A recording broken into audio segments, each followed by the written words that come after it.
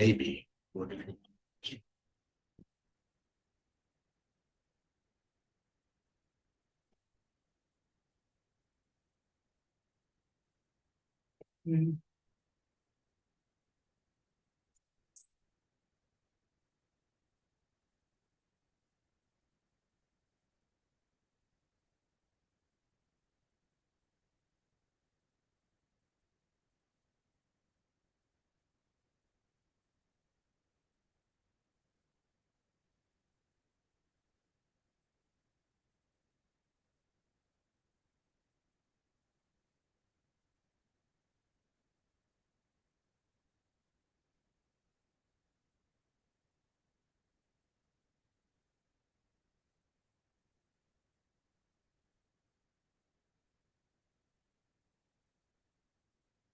Yep, it's exciting video. No, well, yeah. Let's see. Well, there's no reason to call it leave. So you can just hang out with us. Anyone want to say anything for the record? We're not on the record yet. Anyone want to say something off the record, but on video? But on video. Right. Talk sports, anything, you know. If only. If only. Right. Go Lions. Coaches. Coaches. Yeah. Sad day in Ann Arbor today. Very sad. So for the folks in the room. If you're gonna move from Michigan, though, you might as well go to San Diego. If you're gonna make a bit nice weather change. People next year. Okay, I got that big storm and flood. Yes. Okay, I'm going to call to order the special Board of Trustees meeting of Thursday, January 25th, 2024. The first order of business to intro members. My name is Mark Kissinger. I'm the president of the board. We'll go to Charmaine. I'm Charmaine Widgesinger. I'm co-vice president and a trustee. Sarah Patterson, trustee. Caroline Brancatella, secretary and trustee. Laura Devetta, trustee. Lisa Scoons, trustee and UHLS board liaison. Sherry Whiting, board treasurer. Jeff Kirkpatrick, library director. And we have a one member by video. And Michelle, can you introduce yourself? Sorry, I was muted. Hello, everyone. Michelle Walsh, co-vice president. Okay, thanks. So our first order of business is the building project design discussion with Ashley McGraw. So I'm going to turn it over to Suzanne. Introduce yourself. Yeah. Okay. So I'm Suzanne Ingrano. I'm a principal with Ashley McGraw and Vazen Studio, and we've been working on this project with you all in the middle, or we just started design development phase. So excited to start this conversation as part of the phase. And then Albert. I'm Albert Eller, senior architect with Ashley McGraw, and we're here to, as Suzanne said, to kick off design development. We just completed schematic design. So we'll dive in. We have a presentation. So I'm going to kind of kick us off a little bit, and then Albert's going to get into some more of the details. So the agenda, a little bit of a recap. If you've been to one of these presentations so far, we do like to recap, kind of ground us where we've been. Then we did have a staff presentation workshop at early December. So we're going to do a little recap on that and what we heard there. And then we're going to jump into the meat of this presentation, which is looking at value engineering items that are, whether they're proposed or just things that we've looked at. It's really to make sure that the design team, as well as feedback from you all, that everybody's looking at every little option, all the details of for cost and matching that with the design. So value engineering process is what, if we get back an estimate and we start looking at, does that estimate align with what the design intent was? And then beyond that, where can we look at refining the design to be more cost effective or to better align with the design intent, things like that. And then based on some of the value engineering options, as well as some of the staff conversations and other board comments we've received, we have a couple of design options that help on all of those fronts, we hope, and we'd like to review those with you. And then there's a geothermal and mechanical conversation that we'd like to have, and then just looking at all of those things compared to one another, and then seeing how we can move that forward. And I'd also, some of the things that we'd like to talk about tonight, it's really about kind of giving you as much information as possible. If you have questions, hopefully we're addressing previous questions as well, just to really give you so that you are well informed and have all the different pieces of information that you've asked for and options, so that then you can take that to make your decision. And two of the key things that we're hoping for, whether that's tonight or in a couple of weeks or whatever time you need, and we'll work with you to kind of determine that. One is on the mechanical HVAC option. That's an important one to kind of, as it drives the design process quite a bit. And then the other aspect is there a target cost? And whatever that might be, and the value engineering options can hopefully help you understand where that could be. But we are sort of in the middle of that process, to the point where we can work with you to determine what where you'd like to be in that. So hopefully that makes sense. So to kind of kick us off in where we've been with the project and a recap. So early on in the process, we developed a project purpose based on a lot of the feedback that we received from staff and community and board members. So this is to position the Bethlehem Public Library as a community resource that is accessible to all, offering modern programming in a mindful environment that's nestled within the fabric of the community. Designed in a way that's welcoming, simple to navigate, modern, and adaptable to a variety of programs both inside the library and throughout the site. And that optimizes the library so that both patrons and staff have a cohesive environment that suit their evolving needs and to support the next generation of collaboration, discovery, and learning. So everything that we do and is kind of driving towards that aim, and what the hope is for the library design. So in terms of, as Albert said, we just completed schematic design. So wanted to kind of walk through what we've been looking at. So this is a rendering that was shown as part of the schematic design presentation. And a lot of the decisions that had been made up to that point informed what this looks like, but it is not set in stone. So in terms of how the design is responsive to the floor plan, as well as some of the value engineering aspects we're talking about, as well as any other design feedback, you know, until shovels hit the ground, this is kind of something that we can look at. I think based on the feedback we've gotten so far, this is something that's in line, I believe, with what the board would like in terms of the aesthetic, how it welcomes you into the library, is more prominent and visible. That was a big design driver, as to where the addition was located on the site and the approach for patrons. So what you're looking at here is, if you come into the parking off of Borthwick, this is kind of the first corner that you would see that would be the community spaces, community program rooms would be. And you can see some of the other aspects of having transparency to the building, as well as natural materials mixed with some other durable materials that tie into the existing architecture and kind of mesh that together. So also what we looked at the end of schematic design was this cost estimate. So we worked with a professional cost estimator to develop these costs. You see at the very top, those are the hard construction costs. So a total for the construction cost and a total for the site. And then when you look at all of the other things that are soft construction costs, then you've got a total construction cost. So you add in general conditions, overhead and profit, phasing, which in this case, we're looking at a 2-phase project as what's built into this estimate.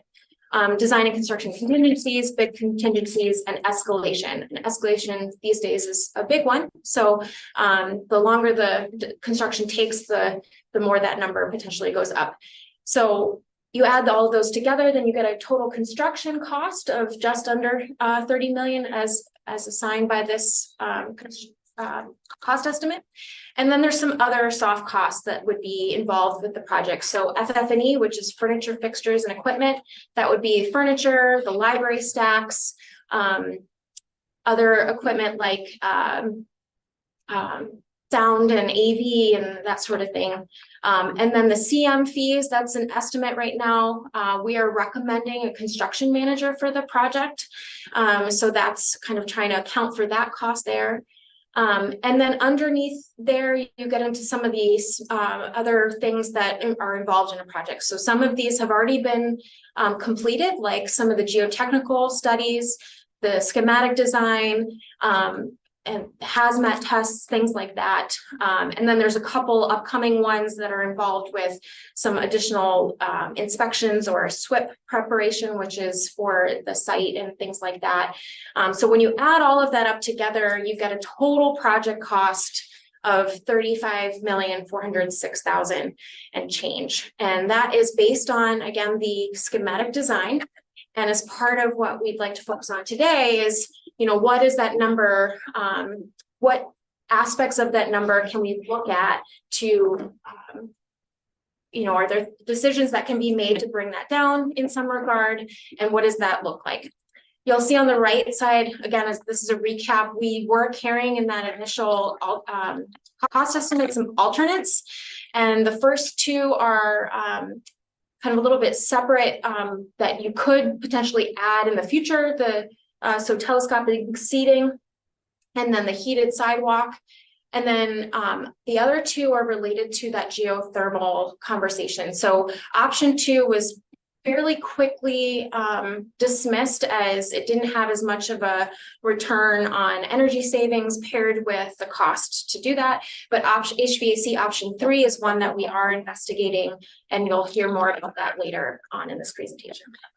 Can I ask you a question before you leave that slide? You said some of the costs that are listed under other soft costs have already been paid, correct? Correct. Yeah. And they came out of, Our operating fund, or our reserve.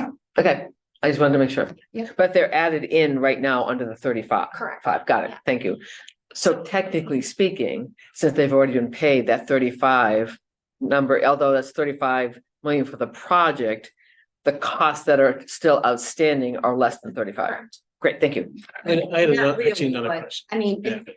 you bring the Overall. cost down, Yeah, but yeah. it's only about 300,000. Okay. That has already been paid, Okay. so, you know, that total is down to about 35.1. Yeah, I had another question. Oh, I had another question on this slide.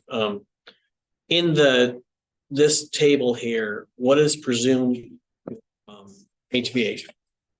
The base option 1. Okay. So if we go with option all four, those are additive, added to the base cost here. Okay. All right. Those numbers, though, as there's the hard cost at the top, then Right. there's sort of the additional construction costs. That the alternate numbers for HVAC option 3 include both hard and soft costs for that line item. Okay.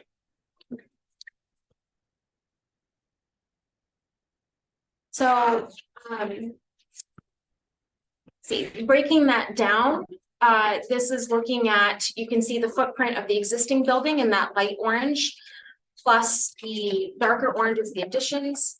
And so this is just showing you kind of the scope of the addition plus the site. And so the site total costs you see there as a breakout. And then the total project once you get into the building, the addition and how that design has been as part of schematic design, how that shook out. So the decisions prior to today were about the size of the addition for the community rooms, as well as some additions for children and teen, and then reorganization and some modification to the structure for staff space. And then the interior renovation of the existing library is all in service to kind of work with the additions as well as the flow across the site and into the building. And this scheme came about by talking about a gradient of where some of the more public, some of the potentially louder, more active zones are coming into making sure that there is still enough, there's proper spaces for studying, smaller meetings, quiet space, things like that. So there's a gradient through the library. And then again, just kind of an elevation of this would be directly off of Borthwick. If you were kind of standing there and looking head on at the library, this is a good example of where you see the old and new coming together. So on the left side, you see the existing skylights that are currently over the reference desk, and then the addition on the right side and how those marry up together. So next we're going to talk about the staff day that we did some activities with the staff early December. And I think I had a lot of fun. So I hope they had a lot of fun kind of getting really deep into understanding the current status of the design at that time, plus ability to provide a lot of feedback using, words and photos and things like that. So got a lot of great feedback there. I'm going to run through that quickly. Okay. So some of the feedback for exterior, I won't read off all of them, but we got a lot of feedback.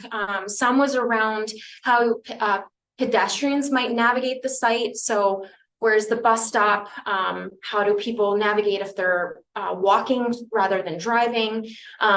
Things about the curbside pickup, which is the loop on the right side off of Borthwick, and how can that potentially be enhanced, and some concerns around safety there. Talking about the pavilion and various options of having it attached versus detached. The group that participated, I think, are leaning towards the attached pavilion that gives some benefits around ability to set up and break down the outdoor facility. It's also putting power and other things like that right on the building and not as far out in the field. So that's something that came up.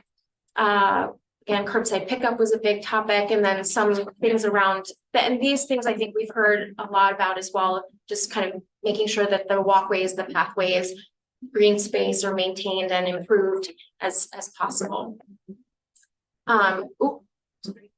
Here's just some examples of some of the sketches I got. So you can see here, one of the suggestions was curbside. This was probably the most frequent sketch I got. There were several people that provided a similar sketch where it was dividing the curbside pickup loop from the rest of the park. Thinking that would be a little bit safer for pedestrians crossing the parking lot, as well as making traffic patterns a little bit more clear. So later on in this presentation, you'll see one of the design options that explores that. And then the other comment on the right side is just thinking about, this is from their perspective, it's where do we enter the building for staff based on staff parking, and how is that safe? So looking at a sidewalk, things like that are really important to develop the design further to work for everyone. And then we also did things around imagery. So you can kind of see in a couple of things that I got. So a couple of the images got some hearts. So things about outdoor seating and kind of communal space there. The top left one says no rocks. So there's big rocks there where people were sitting. The idea is that maybe that's a little uncomfortable or dangerous or something like that. So got some fun feedback as well that helps inform as we move forward. Moving to the community area, some of these were questions about how to improve how the potential of the spaces. So one of the aspects of the community edition is a gallery.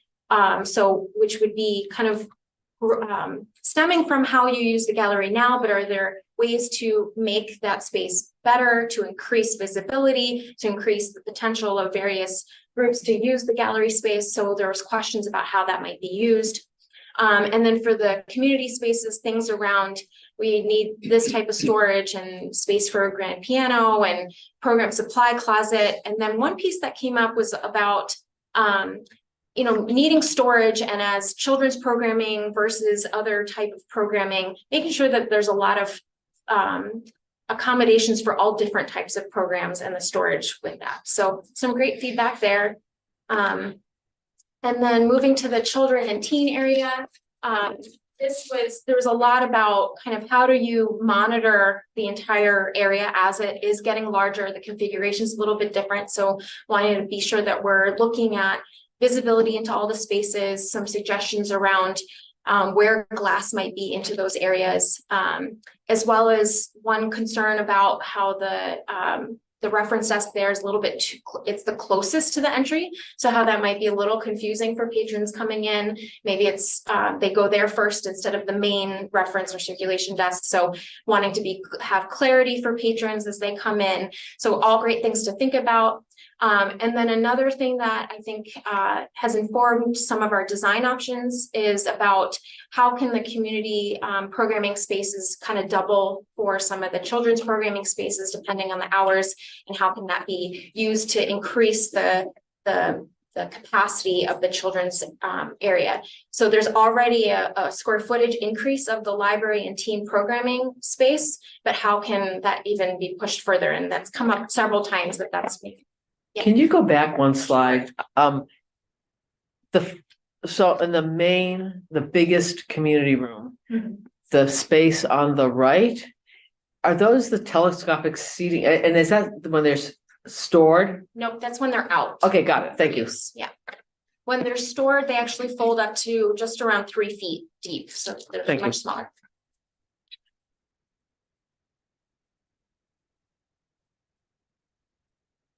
And then again, some of the fun imagery and notes that I got thinking about where some glass empty spaces, thinking about storage. Storage is a big one across the board.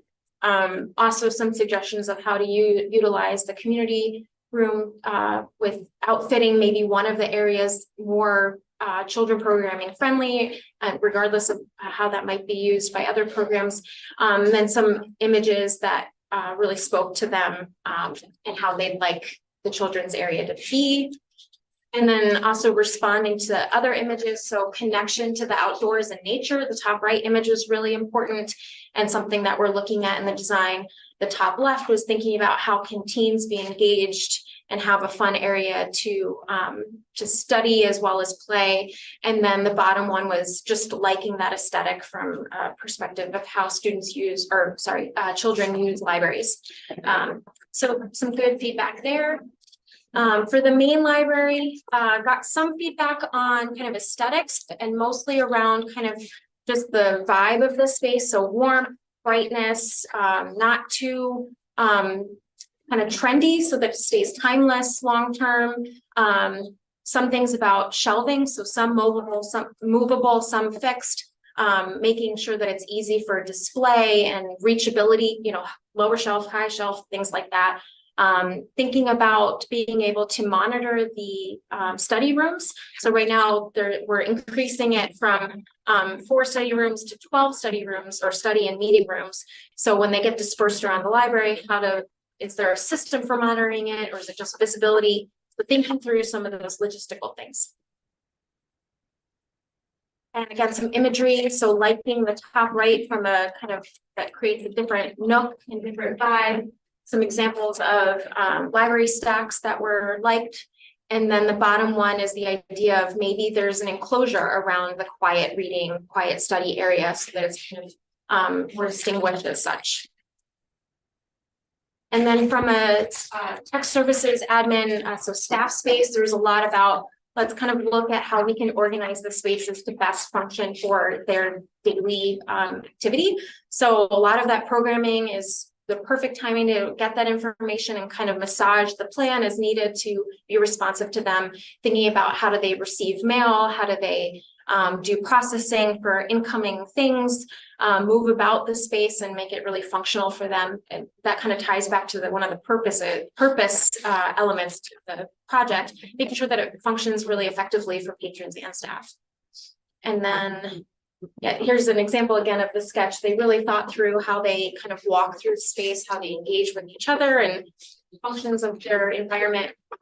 And then the other staff section is public services and circulation, similar. Can I stop you there? Sure. What's the touchdown space? So the touchdown space was something that we were showing as maybe this is a work table. Okay. So, and they were suggesting we could use this in a more effective way if it's for kind of staging of deliveries and things like that, so that the staff know where to pick it up. So just enhancing the function for them. Yes. So public services, big one here was looking at that the public services area is believed to be undersized. So I think we have some work to do to work with the staff and Jeff to understand the needs a little bit better, and massage some of that. And I think that's all within the, totally feasible to do. So I think we're gonna work through that with Jeff. So you see some comments there about how many staff, how much room, what's the ideal configuration of the staff station so that they can work best and serve the patrons best. And again, some sketches, some other kind of sticky notes. I think this was a nice way to kind of really get in the weeds on the plan and provide that feedback. So the biggest takeaways is, as somebody who was kind of listening to all of this feedback, I've listed the 3 and you'll see them show up in some of the design options. All the other comments are still ones that we intend on addressing in some fashion. Did you? Sure. You can finish your 3 and then I got a couple more. Okay, so again, this is from my perspective as I was listening to the feedback, but the 3 that I heard the loudest, I think, were the curbside pickup loop and revisiting that from a pedestrian vehicular safety and navigation perspective. Another is that the community program space could potentially be multifunctional with the children's programming space and be outfitted a little bit differently than the larger community space. And then that the public services staff area is undersized and should be revisited. So we can look at all of those unless there's in this group something that we don't want to. Okay. So I heard the word storage a lot. Yes. Where do you store things now? I mean, does this do the number of requested storage spaces give you significantly more storage room than you? So that was one thing I just want to push up against. So it's one of the things that. So it's one of the things I think we would be expecting to look at a little bit more as we get into the details out of schematic design, but the repeated desire for storage comes from a fundamental lack of storage, which we experience right now. And a lot of the storage spaces that were natural to the library as it was designed in 73 have been burgled for public spaces, which is not a bad decision. But it, like our makerspace next door should be the storage space for chairs and tables and the piano and all of those things. So, the staff in the library have over the years never had enough room to store what they need. There are things upstairs that have to go into the van when there's an outreach. That's not efficient, but it's what we do. We make do with it in the building. So it doesn't surprise me at all that you're seeing as much emphasis on that as you are, given the current situation. Well, I also noticed, I think some of the handwritten staff ones it looks like carving out space that would be a program for either a restroom or storage. And I think we, as a board, should be mindful of wants and needs. So that's just one thing. I kept seeing okay, that there goes some space off the children's space, and so when you have a programming right now in the current story time room, is there a restroom right there? Yes, in the story time room, there is a little teeny tiny toilet and a restroom in there. Okay, I didn't realize that. And then overall, you might not know the answer now. I want to know how many restrooms there are in the current library and how many will be added. That's all. Right. The toilet room count is driven by code requirements based on the size and occupancy of the building. So that's where we start. If there's anything above that you all would like to consider, that's a conversation. And then it's also the distribution of it. So primarily it's about where the largest occupancy will be. So within the main library and within the community edition. So you'll see additional toilet rooms there. In terms of others related to children programming or staff, that's a conversation on how best to distribute that or add to the code. Yeah, thank you. Okay, so that gets us through kind of all the information that we've been gathering, and I'm going to turn it over to Albert to walk through all of the value engineering items we are looking at. If there are other ideas that you'd like to bring to the table, we can absolutely explore those. And we also, there's a lot on here. Some we think are really kind of things that we would recommend. Others, we've tested it to do kind of make sure that we're turning over every leaf. But we might not per se, but it's up to you all how you'd like to explore those. So we looked at a number earlier at the end of schematic design. The estimate project cost was I think it was 35.4 million. So we want to go through VEs, value engineering, a number of value engineering items, and a number of design options. And when we get done with that, just to let you know, these items add up to about 3.7 million. And Suzanne said, this is a list we're trying to bring the budget down. So I just wanted to explain how we got to that 3.7 million. So item number one is really it's $150,000. As that $35.4 million project cost comes down, so do fees, our fees, construction manager fees, and so on. So we know as that project comes down, we can take, as that budget comes down, we can take some money out of the overall cost. The next item is a big number, over 900,000 for phasing. And in the way that we looked at the project the first time around with the estimate was that it was two phases. Phase one would be the renovation, or phase one would be the addition, so that work could continue and the library could still function in the existing library. And then phase two would be the renovation of the existing, and a lot of the functions could move to the new. So if that's done all at one time, then there's a lot less work for the contractors in that they're not moving things around the site as much. They're not setting up temporary partitions. So just the idea of trying to cut the phasing number, it can come down a lot. Now that 900,000 plus is a little bit, there's more to it, because if you're going to keep functioning, but we're doing it all at once, you have to go somewhere. So out of that 900 would have to come some rent, moving and so on, so you can still function. And I would imagine storage for anything that's not, Absolutely. storage and moving, right? Yeah. And we didn't put a number on those costs yet, but if we want to entertain the idea of trying to do it in one phase, we certainly can look into that more. The item number 3 is escalation. It was really a 2 summer project, phase 1 and then phase 2, and with inflation and so on, we carry an escalation number. So if the phasing is 1 and the project can be done in less time, then we can cut almost $200,000 out of the project just for escalation.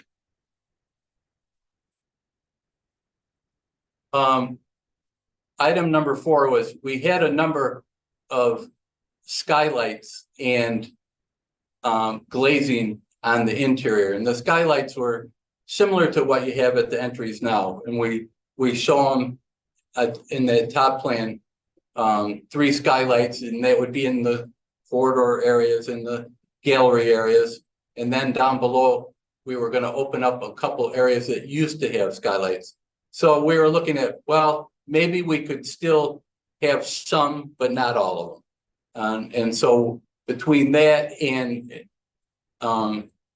eliminating some of the interior glazing at the community rooms, we looked earlier at the view from the outside, and we had a lot of glass, but the big community room is inboard of that glass. So we were looking, if you look at that section in the lower and right-hand corner, we were trying to get some glass from those corridors and get natural light into the community rooms. So we're saying, well, maybe we can cut back on both of those and save a couple $100,000. So that's what that item is. Kasha, what's the purpose of the glazing? The glazing in the community room, Yeah. pretty much just to get natural light comes in from the outside walls into that corridor and perimeter space. We wanted to get some of that light into the community rooms. Okay. So glazing is not like a coating. No, I misrepresented. I'm sorry. It's just an interior window. Got it. Okay, Yeah. got it. Thank you.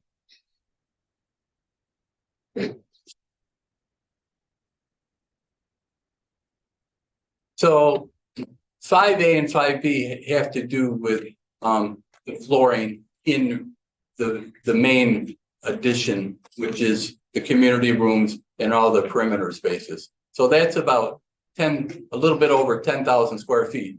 So originally we looked at having terrazzo floor and terrazzo base in those areas. So we know that there's many good resilient floor products that can hold up to the use in these functions, or carpet. So we've looked at cutting if we took all those areas except for the 2 entry vestibules and turned that into the resilient floor, there's over $600,000 savings.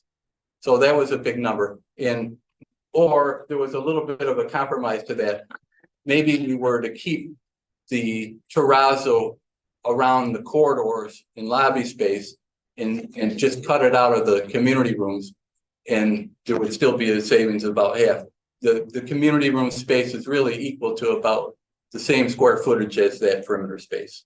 So that's a $300,000 saving. So that's an update to the packet, right? That's an update Okay, to the that's packet. fine. Yep. So item 6 has to do with it really is only pertinent if we were to reuse the rooftop units. And before we were looking at changing all the ductwork that's here now and having all new. But we got back together with the engineers and we thought that as the initial ductwork comes through the roof, some of those bigger pieces and the main trunk could be reused. And then we would distribute it with new ductwork to the new floor plan. So in approaching it in that manner, we're thinking we can save $150,000. Item 7, I think Jeff, you gave me the heads up on that. There was some abatement done in one of the rooms here on some vinyl asbestos floor a few years back, and we had that into the estimate at the time. But we've since then found out that work had already been done. So that's the blue VAT, and so there's $15,000. Item number 8 is we've had a roof line with a little bit of slope. We called it the butterfly or the broken butterfly. And every time you do a curve or a slope or this, it costs money. So we thought, okay, if we were to go to a flat roof, what could we save? And we went back to the estimator, to the structural engineer, and we thought that, yeah, we can save, $125,000 by going to a flat roof. Similar, it may not be the same height of what you have now, but the idea would be a flat roof with the same kind of roof. Is that workable in the Northeast long term? I mean, we have one now, a flat roof, correct? Yeah. Those, okay. Yeah, and I think you have EPDM roofing, and now you can get a 40-year EPDM Okay. roof. Thank you.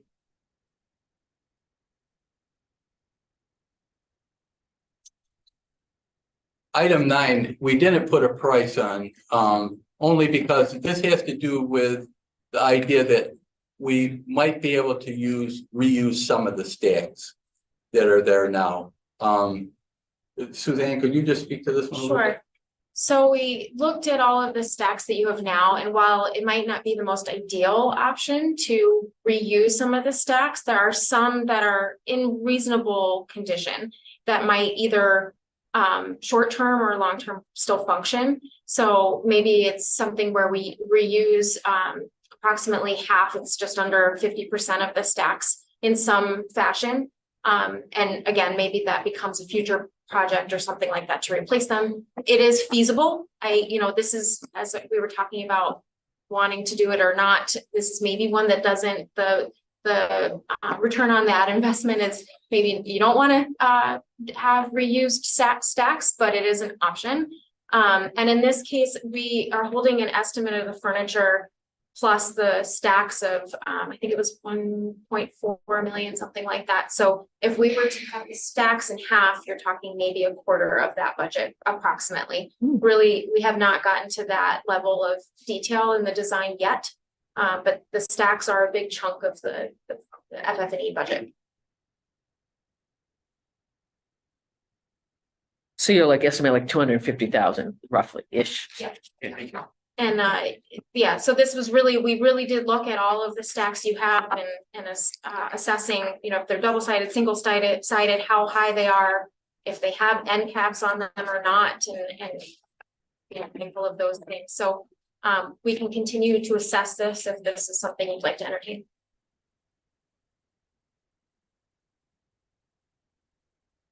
So the next item has to do with movable partitions.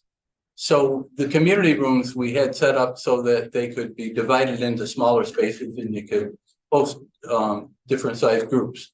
So originally we had 3 drop down automated curtains, movable partitions. And then we had 1 manual, the dash line going through the telescopic seating. And we had that so that when they were in a closed position, we could hide them.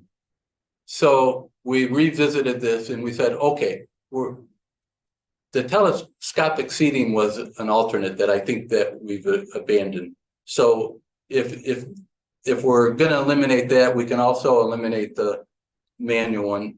And then the 3 that were movable partitions, we said, okay, we know that there's a nice cost savings if we turn those into manual units.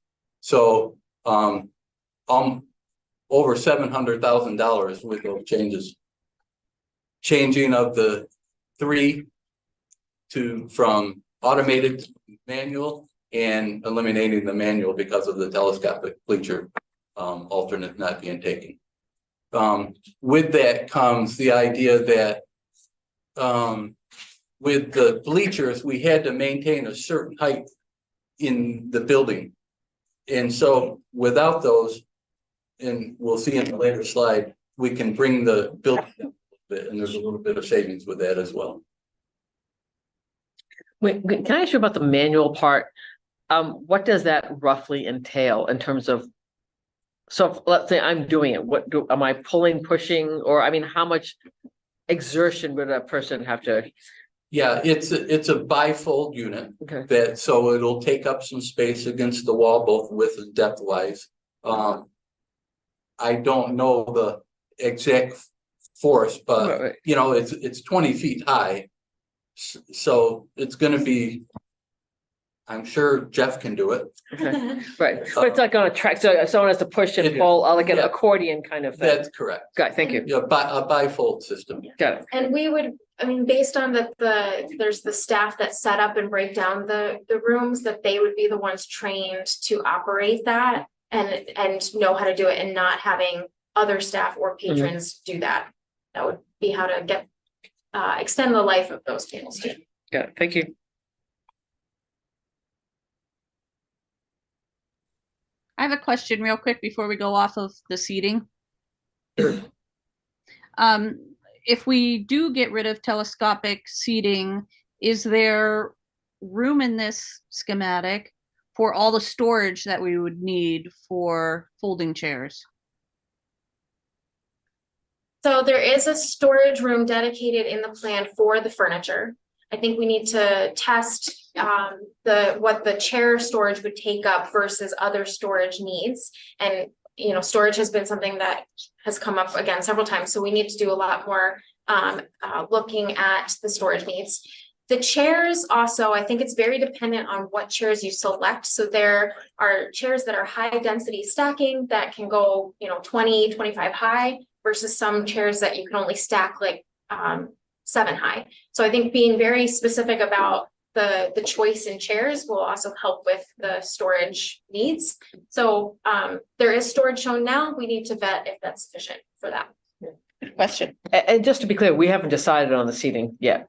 Because, correct, We have kind of assumed, because it hasn't come up in a long time, we're still showing it as the add alternate, okay, but it, you know, that, I guess a final decision was not made. We're still showing it, but didn't sound like there was a lot of Okay. traction on it. okay, good. You know, just something to consider when we do the final discussion about, well, a room that size, how useful is it to have seats that are all on the same level. Okay, thank you.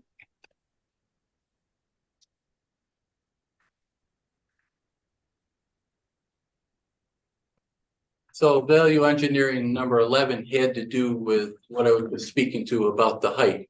We think we can bring down the height of the building a little bit. And what that does is we would have just a little bit of glass in some of those areas we looked at in the rendering. But, you know, that would bring the cost down at 100,000 down a little bit more. And I think in some of the previous meetings we'd had, there was a little bit of concern about the height.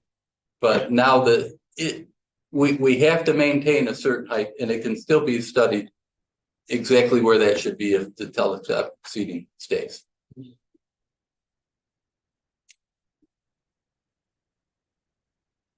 There were some value engineering site options we looked at. And over on the south side, where there's an existing ramp and some existing sidewalks, in the estimate, we thought we would take that out and plant where the ramp was and replace those sidewalks. But maybe at this time that doesn't have to be done. So we took that number out, as well as we had shown in the lower right around the pavilion and outside the children's area of fencing. So between the fencing and that sidewalk work, there was $107,000 of savings. How much is, well, I mean. The fencing I thought was, A lot of it. yeah, A lot of that. Same. the fencing is at least half of that, if not more. Okay. Yeah.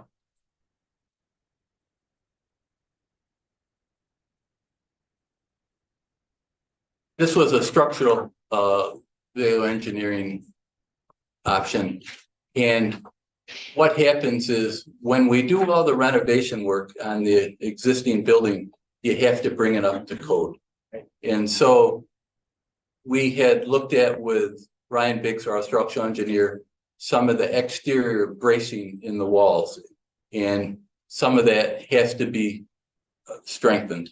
So what that means is there was a number of places, both interior and exterior, but at the exterior, you'd have to take down the existing masonry, put in the steel bracing, add on to the foundation, and then put new wall on the outside of that bracing. So we revisited that to see if the amount that we had shown could be decreased a bit, and it can be. So there was a couple places on the outside wall, one on the south side and one on the east side, that we can take that away, which that includes all the things I just mentioned. So that was $185,000 savings. There is a typo there. We'll fix that when we send over the final, but it says pavilion. It's not the pavilion, No. it's structure. Yeah.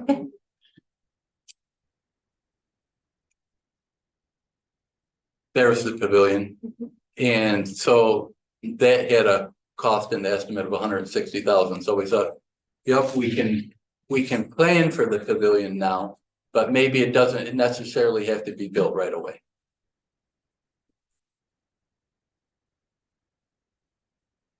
So next, I think that Suzanne, we're going to speak a little bit to the design options. So the design options are in service to kind of looking at some of the comments we've received previously from the board, as well as from staff and some other community from our community sessions. And then also kind of coupling that with also looking at some cost saving potential. So there's 4 options that we're looking at. Some of them, there might be bits and pieces of each. Maybe there ends up being a hybrid of these revisions. And all of these are kind of very preliminary. And if there's anything that is worth exploring further, we would kind of go through a design process for that. All of them include reducing the size of the community rooms by 100 square feet each. So if you think about that, each kind of quadrant is 900 square feet, and there's 6 of them. We're going to reduce each of them to 800 square feet for a total reduction of 600 square feet. You could do that where in any of the options, or you could, while they're shown, that is shown in all of the options, we don't have to do that. You could also maybe decide that some of them are bigger than the others. So there's a lot of kind of options in there. So option one is looking at kind of attaching the community room that's kind of a group of two, attaching that to the children's library on the west side of the building. That one of the main drivers from there is some of the feedback about can some of the community space be used multi-purpose with children programming. So for larger children events or story time, things like that, making that space accessible for both community program and children's library programming.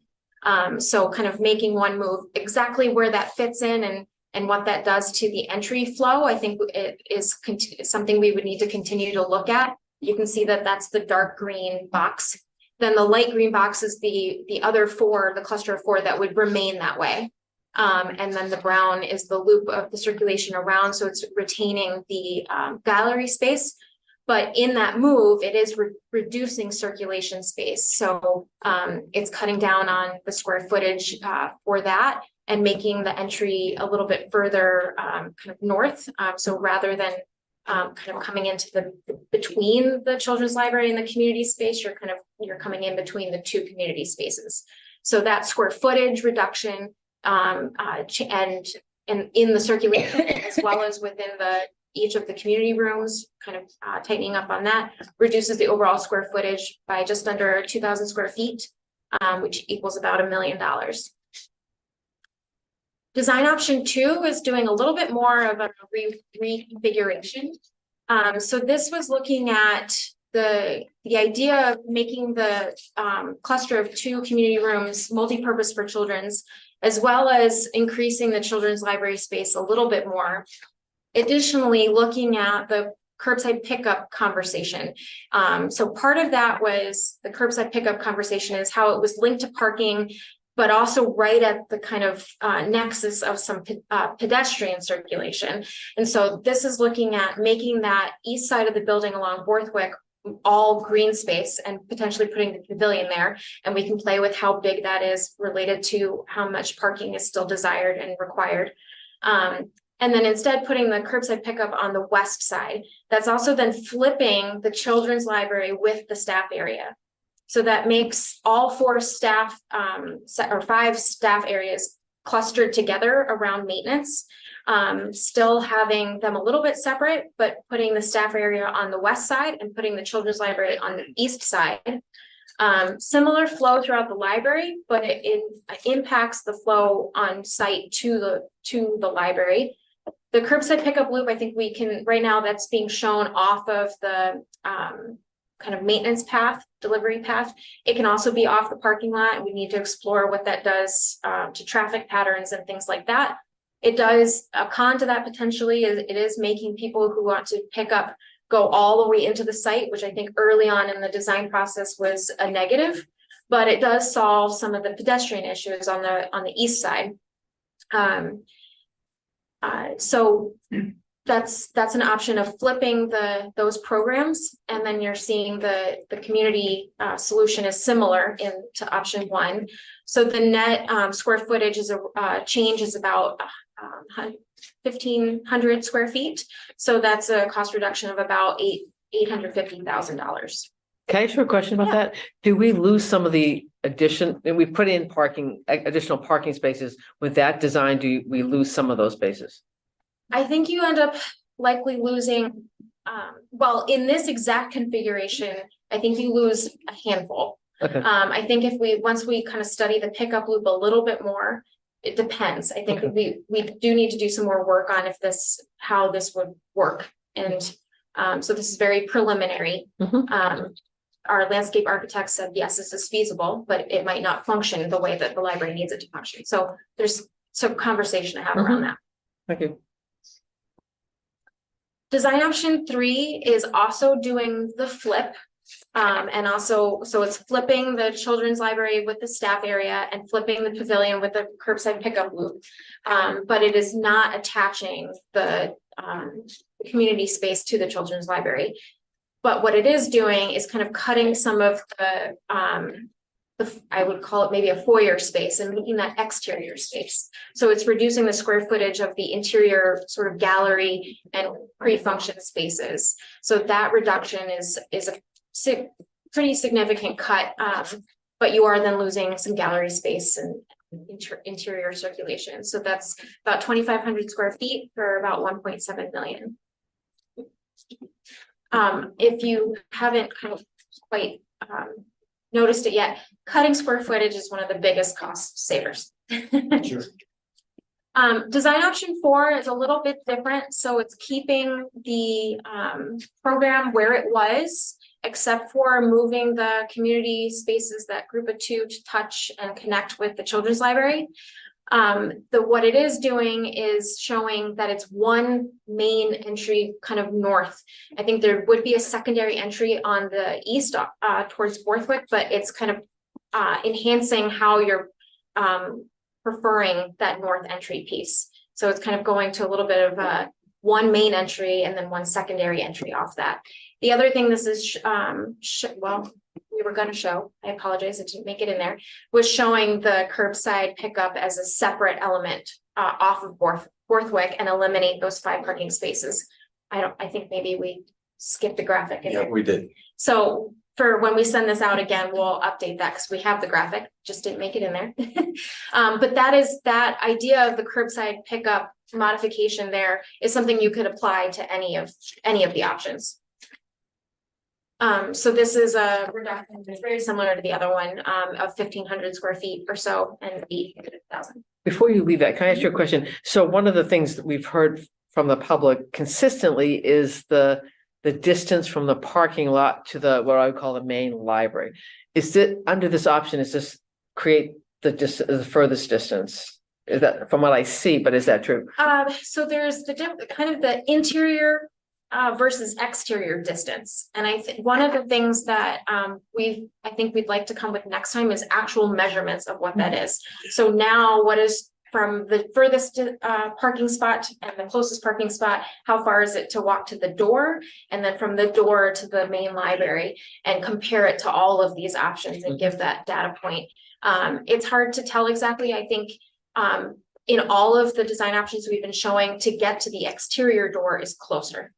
But then once you're in the library, it's potentially a little further. So we're going to test that and give you the numbers for that. Okay. So Suzanne? those are the 4. Yes. Suzanne, hi. The design option 4, does that reduce at all the children's area space, or is that the same? It's the same. It does not reduce it. Okay, thanks. So again, there's some interesting things, and again, we can kind of mix and match some of those ideas if any of them seem interesting. Some of them may solve one problem, but potentially cause another. So we need to look at that. But all of them reduce square footage, and all of them are looking to address some of the comments we've heard. So I'm gonna pass back to Albert to talk about the geothermal HVAC option. Okay. So we wanted to speak a little bit more to the geothermal option tonight, because last time we talked about 3 options for the HVAC. One is to have a similar system like you have now, rooftop units that are fossil fuel. And then the other 2 options were to have rooftop units with a geothermal wells. And the third option was to have geothermal wells with heat pumps, ceiling units within the library. And I think that after the last meeting, we thought, well, it's 1 or 3, but you know, the geothermal options have cost added onto that base of 35.4 million. And so we were talking about, well, there's NYSEG and federal incentives. But even with the incentives, there was still a shortfall. So really what we did is went back to the estimator and talked about we saw earlier that you get the construction cost, and then there's all these markups for phasing and escalation and this and that. And so, you know, we explained to them part 1 of the geothermal project would be to put the wells in. And I show this diagram just because in the upper left parking, that's where the wells would go. So that would be done right away. So we extracted this phasing number, which it was like 12%. So I want to show you that now, having done that, how close option 1 with the fossil fuels is compared to option 3 geothermal wells with the heat pumps are really, and what the paybacks are and when you can get those. So I want to skip a couple of these. David was here last time and could talk forever on all of these units. And I wanted to get to this comparison of option 1 with the gas-fired unit as compared to the heat pumps on option 3. So there we see the base bid of 4 million, and it's another 3,300,000 to go to the geothermal wells with the heat pumps. And there's the incentives from National Grid. It's not NICEAG, National Grid, and the RA incentive. And when you get done, there's still a shortfall of $250,000, much better than it was last time, just because we eliminated some of the numbers of the cost. So the energy use was $13,000. I think that's an annual cost. So you can say over time, yes, you could get that back. But I just wanted to talk a little bit more about the incentive. So the National Grid incentive is a number, a rebate that you get right after construction is complete. The IRA incentive is one that if no matter what month we finish the project in, let's say 2024, we couldn't apply for that incentive till the end of this year. Okay, the end of this tax year. And so then it would take another 6 months, 6 to 8 months to get that money. The point is that if you have a $30 million project and we wanted to go with the geothermal, we need another 3.7, but maybe that additional 3.7 is a separate loan, knowing that it's short term. So it doesn't have to be totally in that bond vote, because you're going to be getting a lot back in a short period of time. Let's say it's worst case scenario, a year and a half or so. So that was the main idea that we wanted to explain. It was a little bit different from last time, just because we were able to get the number of those wells down by not including all the markups, because they're not really needed.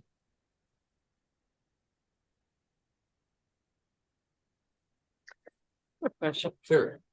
So if we were to go with that, so we kind of remove the geothermal piece from the, let's say we decided to go on number 3. And so it's going to be outside of the main bond because we're going to fund it some other way. Understanding that some money's coming back in a shorter period of time. So would that take out the overall cost for geothermal out of the bond? All of it? So it would take the difference. So the 4 million potentially, we're talking about the difference between the two options. Right. So the base option 1, 4 million, that would still be kind of baked into the bond. Okay, got it. Thank you.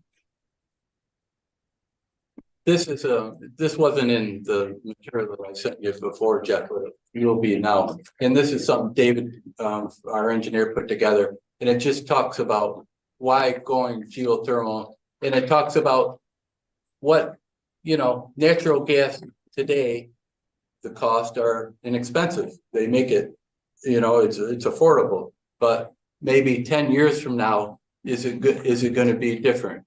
There's a little piece up there about the noise of rooftop units. for the neighbors. With the geothermal system in a heat pump ceiling, the noise plus the unsightliness of them go away. And then he also spoke to maintenance, you know, as more people in New York State's good. They're trying to get away from fossil fuels. The getting parts and getting people to work on some of the gas-fired units that 10 years in 2035 may be a little bit more difficult. So, you know, it's trying to give all the pros of why we can go to geothermal.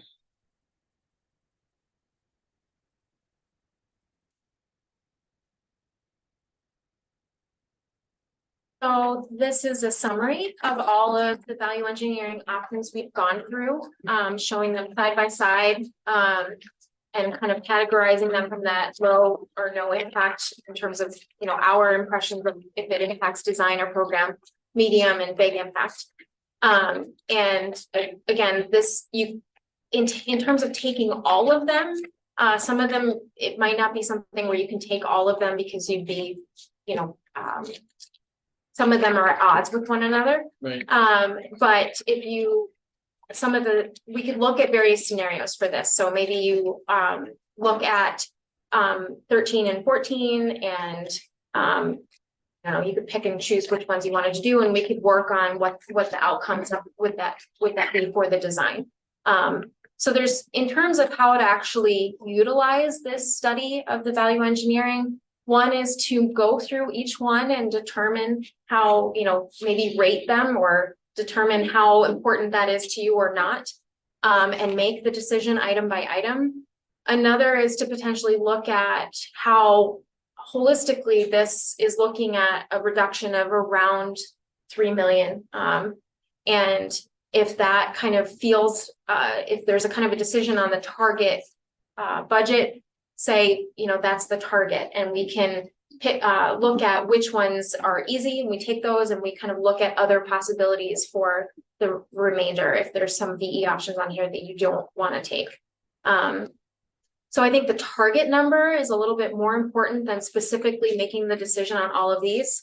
Some of them are more important to know upfront versus later. So phasing, if that's even a potential option, we would want to know that sooner rather than later. The HVAC option is something we would need to know sooner rather than later. If you were looking at, you know, flipping to one of those design options, we'd want to have those conversations sooner rather than later. If it's the terrazzo one, we can make that decision way later. It's not impacting moving on the design process. So again, these are the things that we've been thinking about. If there are others that you're curious about, we're happy to start looking at the feasibility of those as well as costs possible with all of them. So are there any questions? Suzanne, let me just add one thing. So the VE items, if we were to take 5B, I think, or 5A, and 5 had to do with the terrazzo. There was 2 numbers there. But if we were to take the larger number and say it's all resilient floor, then this combination with everything was about 3.7 million. If you were to just do the community rooms resilient, that number is about 3.4. And then I think in the next slide, and then there's the options of the cost for the design options, Right. which, you know, plus or minus 1.7 to 800,000. So there's a couple different vehicles that we have to try to bring the budget down. So the design options are in addition to the 3 million in the value options. Yes. So Yeah. potential, so if we were to take the design option 3, potentially we're looking at close to a $5 million savings. Right. Okay. Yeah, so I had a bunch of questions. Anyone could, but of course, but if anyone has it, I don't want to go first. If anyone has any other questions, okay. So I'll just go. When I look at this, the big option on the value engineering is the phasing. It's like almost $1 million. So what I heard from you was that if you did the phasing, it requires the library to leave this space rent another space and go somewhere else, but the to rate operations. But the positive is that you could do it all in one shot, right? So you don't have to do the construction over 2 times. So that's kind of, I mean, that's a big decision. I mean, I think from an operations point of view, that's like one of the things that I think we should talk about, because I'd assume that going into the project that the library would always be open in some ways. I mean, I guess, could you close the library for 3 months? I mean, just close the library? I would say probably not. I mean, you can make it all virtual, obviously, online and stuff, but I don't think the community would, my read of the community is that would be a horrible thing to do. So I'm asking you. You want my opinion? I do. Yeah, I don't think that's feasible. I mean, I think we saw something like that in the depth of the pandemic, and I don't think we're interested in going back to that. I mean, I think, we can get creative about how we provide services, but I think we need something. So, and it was one of the baked in assumptions when we started was always open, a day here or there or something while the wall gets built so we can move stuff. That's not what we're talking about. But just basically we're open to some function. Okay. Through the project. And we can maybe retail commercial space is more available than I think it is.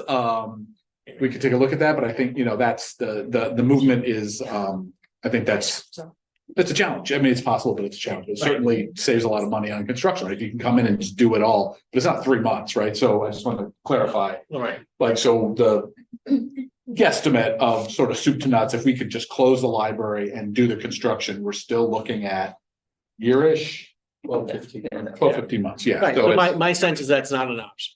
Yeah. So like, I almost want to take that option off the table, like the number 2, like, let's just take it off. It's a lot of money, but let's just take it off and have, then we're talking, then the options that we're talking globally we're now down like 1 million roughly. So, I just want to play that out because I think that's of these options, that's a big one. And that's a big decision. The biggest, yeah. The biggest, right. So some of the other questions are, obviously, small, right?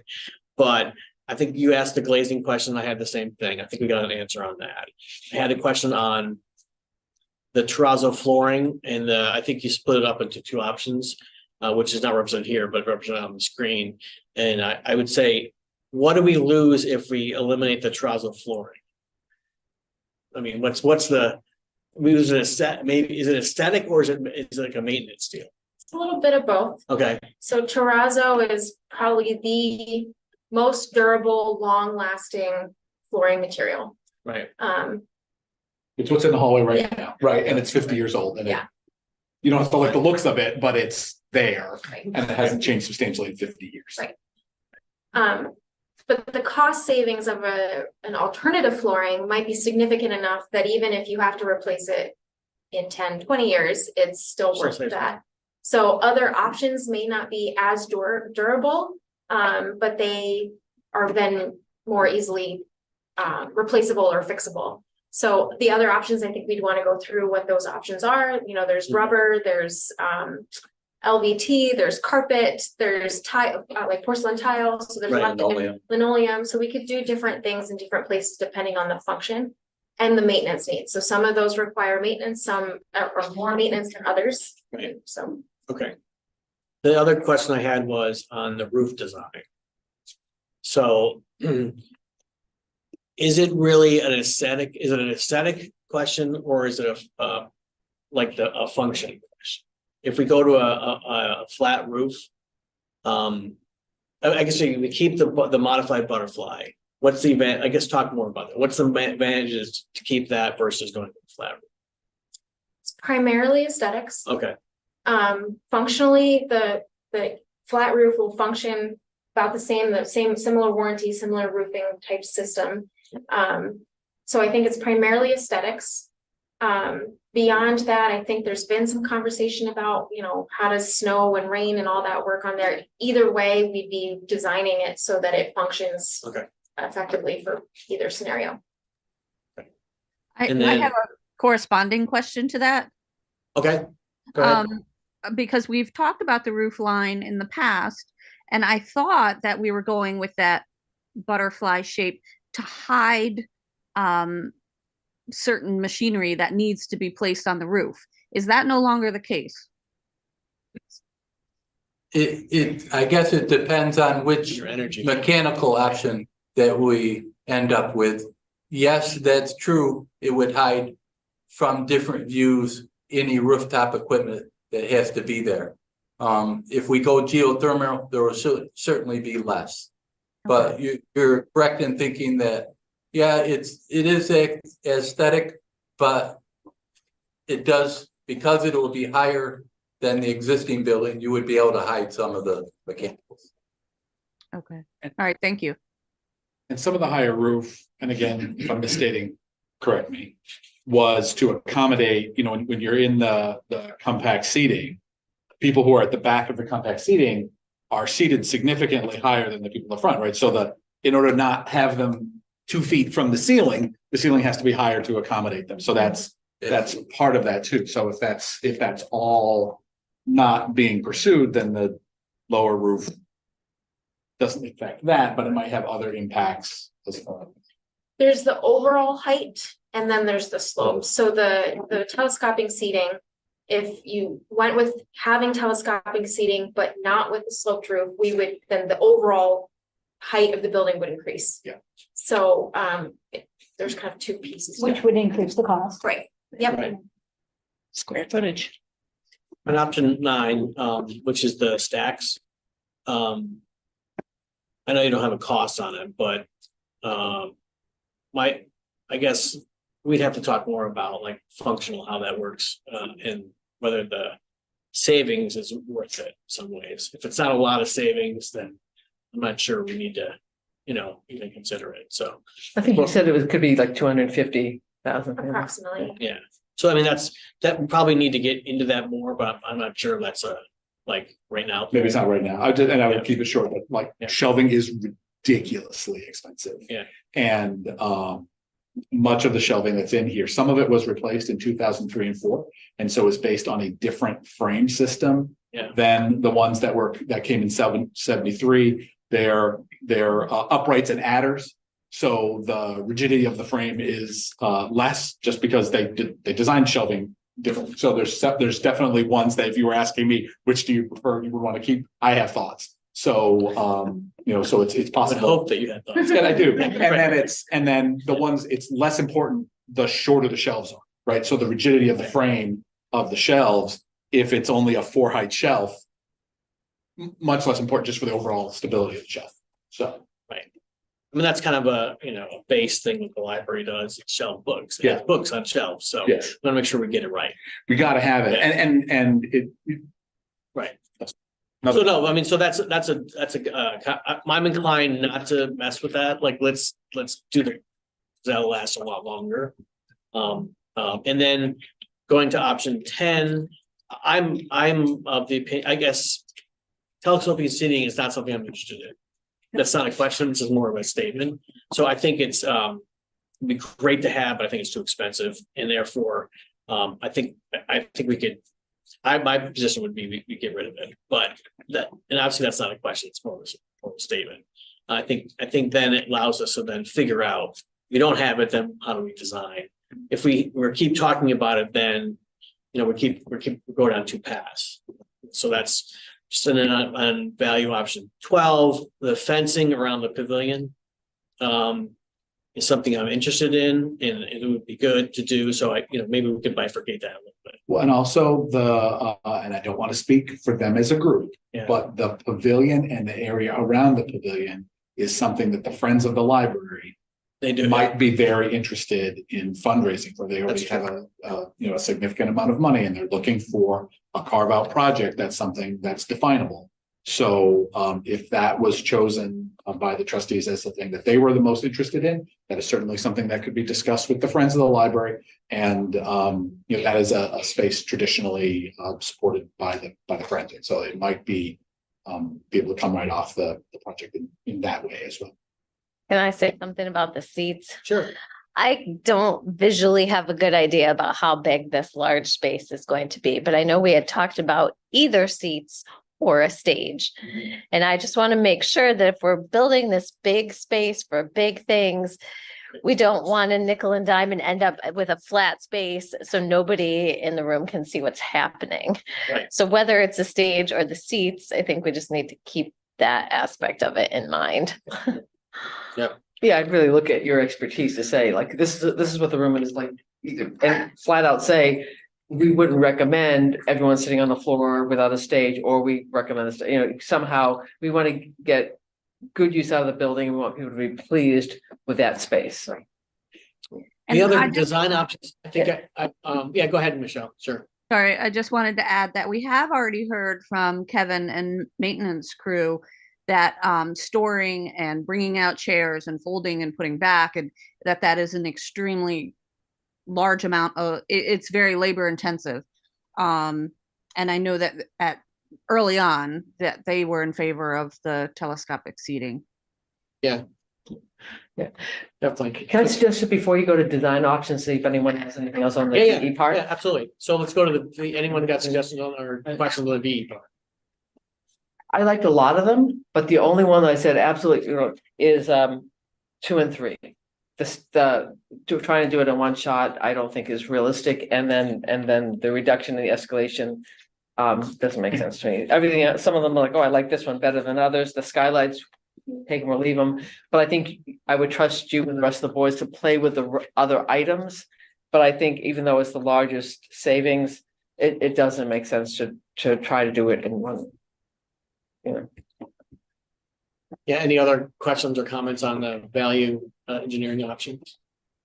Just just to reinforce that, and maybe we're beating a dead horse on this, but one of the largest complaints of the project that was proposed in 2000 was that the library was going to move temporarily to the old True Value in Glenmont. And that was one of the major, for that exact reason. I'm 100% sure. I wasn't in the room then. I'm 100% sure that decision was made to exactly save the proportionate similar cost of the then project, Right. and make sure that the construction could happen on this building in one phase. And it was a major, and complaint about the potential of the project. So just different people, same town. I don't imagine that people would feel very different. I would just echo with others that I don't think doing it all at one shot is, I don't think it would result in the savings that's been presented, because we would have to stay open in some respect. Okay, any other questions or comments on the value options? We're going to design. All right, and design, I guess I need you to talk more about it. Okay. No, I'm not sure I understand. Okay. As much as I do. So let me get to the first one. Maybe you can just go over. Sure. Yes. So option 1 is a bit of a simple move. So previously there's sort of the light green box, that's the 4 smaller community rooms joined together. And then across from it is the darker green, and that darker green was separate from the children's library. So the simple move there is moving it to attach to the children's library and have direct access between the two. There would still be direct access from the community corridor, and that could be monitored and kind of the door access determined, so that between library functions and community functions that would be maintained separate when needed. And then the other aspect that move makes, besides giving the children's library a little bit more multi-purpose space, is it reduces some of the circulation square footage. So previously there's sort of a T-shaped circulation between the from east to west entrance, and then between the two circulation community blocks. So now it's reducing one of those sort of T-legs. So it's reducing overall square footage. So this one's a little bit more simple. You could pair this with the curbside pickup loop being a separate element from the rest of the parking. Right, so if I understand this correctly, you're losing like a foyer type, the circulation space, meaning that around the room. I just want to clarify that because circulation is a loaded term for us. Exactly. I'd say people movement versus Yeah. Yes. Yeah. like Walkways. library functions. Yeah. Does this affect how people enter the building. Like if I'm parking in the handicap park or the disabled parking, am I gonna have to walk further under this option than under the? So it's a little, yeah. Yeah, So the previous design that you've been seeing, that main entry path is right here and would enter here. yeah, So instead, it would be kind of just a little bit over to the right or to the east there. So Okay. it's so it's not that big. a it's change. not that big of a change, but it's reducing the amount of walkway, interior walkway. Okay, all right. Let's just go slow on these. Does anyone have questions on that one?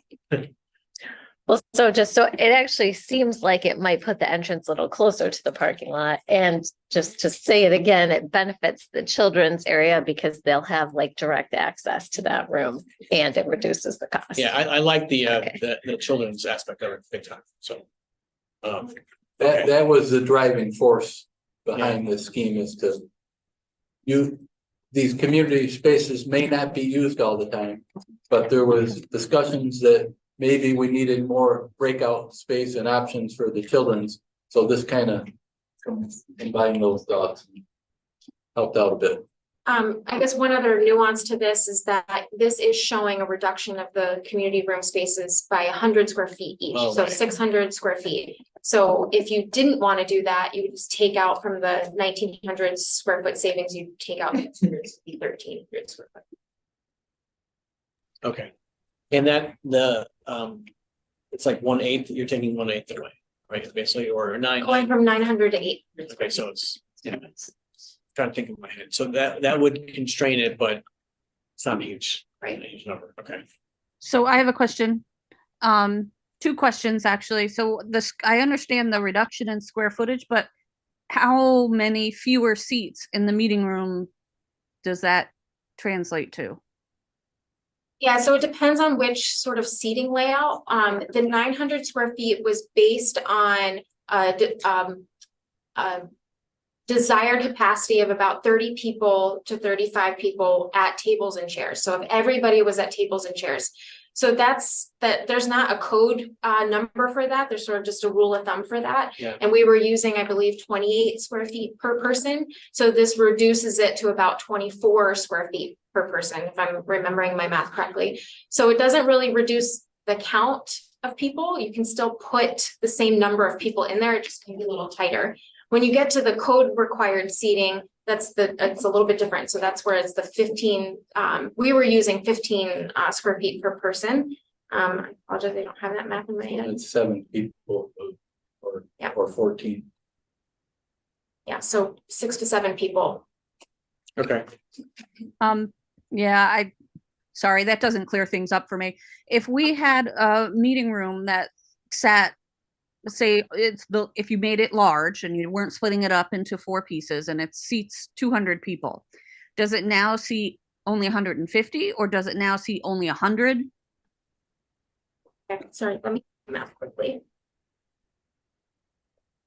I'm sorry, you're breaking up. I couldn't hear that. Nope, we're mathing it up right doing the now. math right now, So the room of live. the room of 900 square feet was to accommodate 60 people at 15 square feet per person. We are using that 15 square feet, even though code you could do more than that, but 15 square feet is what you're used to accommodating in your community rooms here. So that's what we're going with. Mhm. So that's 60 people. If we reduce it by 100 square feet, then you can put 53 people in that room. No. Okay. So I think Michelle, so Michelle's talking about the light green space, the big space. The Correct. overall capacity of that as in its highest density form. If we reduce each of those sections by 100 square feet, so it's 400 square feet, just to make sure I'm right. So if we were saying that's 225 or however many people at relatively high not the super high density Right. seating, but at reasonable high density seating. Now it's down to Right, 28 so people less. 28 people less, so Yeah. 200 people versus 225 people. Yeah. Approximately. does that Okay. answer your question? Yeah. Like So 200, those numbers just were easier to understand. Okay. And then the other question I had when Sarah said, oh, this looks like it makes it much closer to the parking lot. I actually don't see that. So I'm wondering what I'm missing because it looks like the gray area just above the darker green box, that's the original design. That was much closer to the parking lot. Now we're much further. But that's not where the entrance was. It looks like there was an entrance there. Yeah, No. Michelle, can you see my mouse on your Yes. screen? Okay, Yep. so the entrance originally was down in this corner-ish, leading people in here when there was a separation between the children's area and this room. So people would have entered in here. This was room, but not entrance. And there was this little bit of sidewalk was like an emergency exit out of that space or something, I don't know. And then now the entrance is kind of in this little corner cubby right here. So closer to these handicap spots. But then, the question is the distance from, okay, I'm in the building, but then I'm okay in the functional part of the building. That's what I think we have to study that. Right. All right, thank you. Any more questions on design 1? Okay, going to design 2. Actually didn't really have questions on it. It's a big change. This one's seems like a really big change. And the Borthwick entrance, pick up your foot. Seems you have to drive all the way down. Yeah. Right? So, what was your thinking? That seems like a really, that just seems like you have a lot of, that seems like, I don't know. I mean, trying to ask a question, not have an opinion. So I guess what's the positive of this besides less cost? Is there a positive? Less cost? Yeah, so a couple of the challenges that we heard, questions we heard about where we were showing the curbside pickup is that it's this nexus of pedestrians coming from Delaware Avenue. Okay. And people trying to get from their cars into that secondary entrance on the east side. Yeah. So kind of pickup cars plus parking cars plus people. And that has come up repeatedly to be a challenge. So this option is taking that away. So people who come from Delaware, they're just going on sidewalk to get into the main entrance on that side of the building. And so that's the main pro. Okay. In terms of the pickup loop, that option right now is showing it off of the receiving kind of maintenance path. We could turn it so that it's coming off of the parking lot and lose some additional parking spaces that way. So from a parking perspective, maybe and vehicular traffic kind of moving through there, maybe it's not ideal, but it is working to alleviate that other concern. Oh, okay. So that's one of the main drivers there.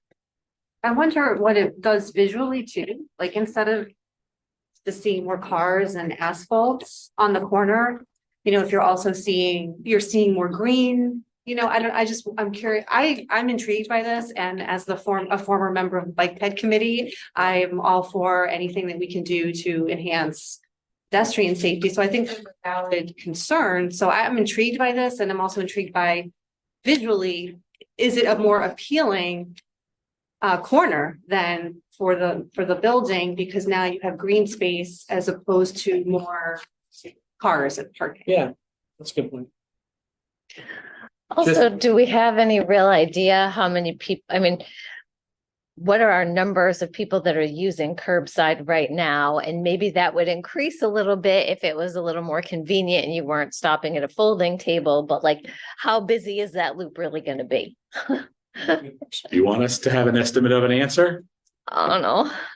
Bill, it's your moment to shine. Okay. Okay. Well, we did get some letters even more recently about people saying, or at least in that summary we just got, about some people saying keep curbside, so.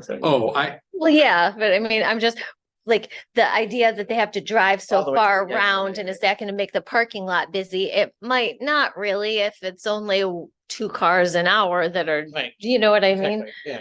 The other thing is depending upon where you put a book drop. Because I think a lot of the traffic out here is book drop traffic. That's true. Yes. Right. And that needs to be someplace easy to get to. That's true. which we have not been showing regularly. So I think that could also alleviate, you know, if we're strategic on where the book drop goes, maybe that cuts that loop traffic by, I don't know, what the stats are, but. And with this scheme, the entry to the building could be where Jeff showed the old entry was, or it could be over in between the two green spaces, and the loop could move to farther to the east. You know, that could move into that area. So the idea was the switch, yeah, and it just needs to be studied more. Yeah, no, I get. So then that means the pavilion would be right up in this design, would be right up against Borthwick, which I totally get the aesthetics of that. I feel like the nice part about having the pavilion that way is that it was sort of isolated for programming and it's quiet and, you know, the noise from the traffic from Delaware might be disruptive to that, or, you know, an emergency across the street of some kind. I know I totally get the green space thing. It seems like a weird place to put the pavilion. Yeah, it's a hard question because it's what's the foot traffic and the busyness that you want to keep away from Borthwick and the sort of main entrance to the library and all of that, right? Is it kids running around on the green during evening on the green? That sounds like a good idea, but also from a practical standpoint, how much is that? How often is that? And then, you know, what are those options for that space? I mean, that's not explored at all. So it's, No, I get it. I would just add that this version is my least favorite for many of the same reasons that Caroline just voiced. I do not like the idea of having children's programming right near traffic. Having the pavilion over near the wooded area is just so much calmer and more aesthetically pleasing. I also like the idea of that closed off pickup loop where you can just come right off Borthwick in and out without affecting any other library activities. So I would say this is a definite no for me personally. Any other questions or concerns or? I just wanted to ask Suzanne, you talked about measuring the distance from parking to entrances. And I know you guys have heard me say this before, but I really would like to see it from Delaware and where people are getting off the bus over here. Yeah. So unless CDTA is driving in over here, which I don't think we're gonna get them doing, you still got people getting off the bus over here. And I think making them walk through, whether it's, you know, the circle with the drop off, which honestly, I prefer the way it looks better. I just think it's really unclear where you are expecting people to walk from that. Are you expecting them to walk all the way down to the corner and walk on Borthwick or walk across the property in the winter time? I mean, like, what's the entrance? So I mean, for specifically on that, we would be looking at landscaping and a path that would be connected. So to your other concerns, I think that's still something that keeps coming up. And I think understanding how significant of a concern versus just change that, you know, change is hard type of thing, and measuring that and having a discussion about it. Those are all things that still need to happen. the other thing is putting the pickup for the drop off, you know, the window back there also will compete, I think, with traffic for maintenance, and that's a great idea.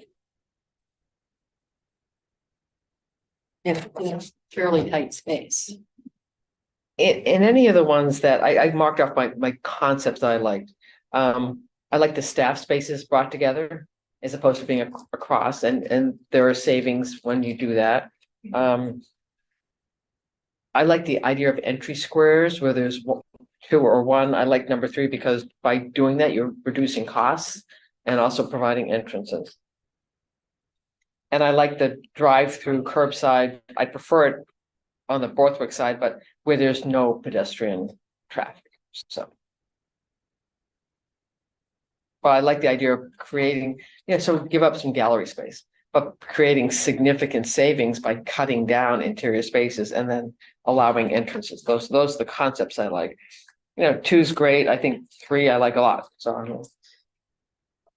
So do you want to go to 3 quick and, or just figure out like, does everyone understand 3 and, or have any questions? 3. If you could switch the pavilion with the curbside pickup, that would be my favorite. Putting the pavilion back in the wooded area and moving the curbside, that would be a good option for me. What about so the one thing that this doesn't have is attaching children's with the community. Right. Which again, there can be a hybrid of that. So just curious where that lands in the Yeah. list of things. Or you could flip it over and make maybe that's part of the other one. Flip it over, attach it, and put the entry square in between. Yeah, I like that too. I think there's a lot of support for connecting a room to the children's. There's a lot of support for connecting the one of the rooms to the children's space, and at least having that available again, just from the parents' perspective and the people we talk to, having that physically closer to the space. If you've got a child that's in the program and another child that's not choosing to be in that program, not separating the parent's attention, having that be sort of all off of a similar space is a desired outcome. So could you swing on number 3, that little green square, and attach it? Oh, no, the children's are on the other side on that one. Okay, yeah. It's different. You could, But kind of, I mean, there's no reason that the answer is. Right. So it's sort of, I think what you're talking about is a little more similar to this one. Because the curbside loop has to go with, flipping that to the other side has to go with the staff and children library swap as well, because of those functions. So I think what you're talking about is this one, but then cutting out this pathway, the walking. Yeah, combined, take out some of the interior space, so got some saving. And one, schemes 2 and 3, which were these swapping those spaces, what we wanted to show was, yes, we looked at smaller items, VE items, but we didn't want to think or have you think that by any means were we locked into this design from schematic design, that we're willing to revisit some of the big moves to make sure that we have it the way that you want it. Thank you. great.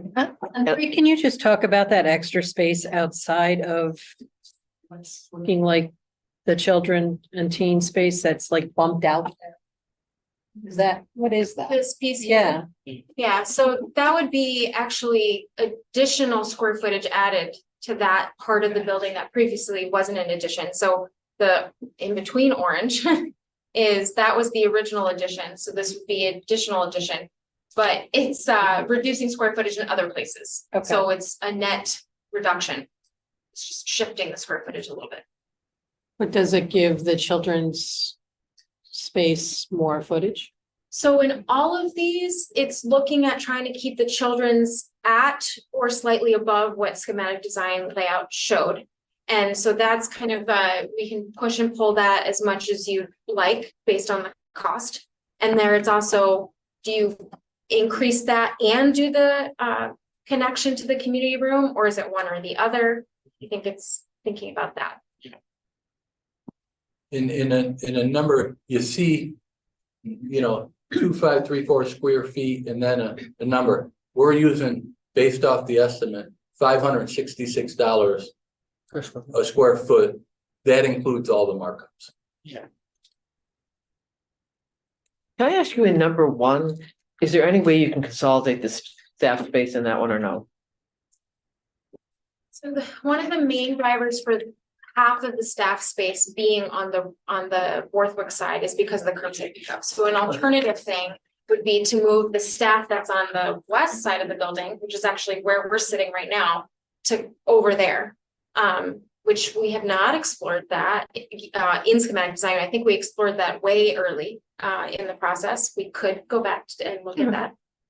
I'm trying to have everything. Mhm. But in terms of the consolidation of staff space, because I like where curbside's there, I like the pavilion.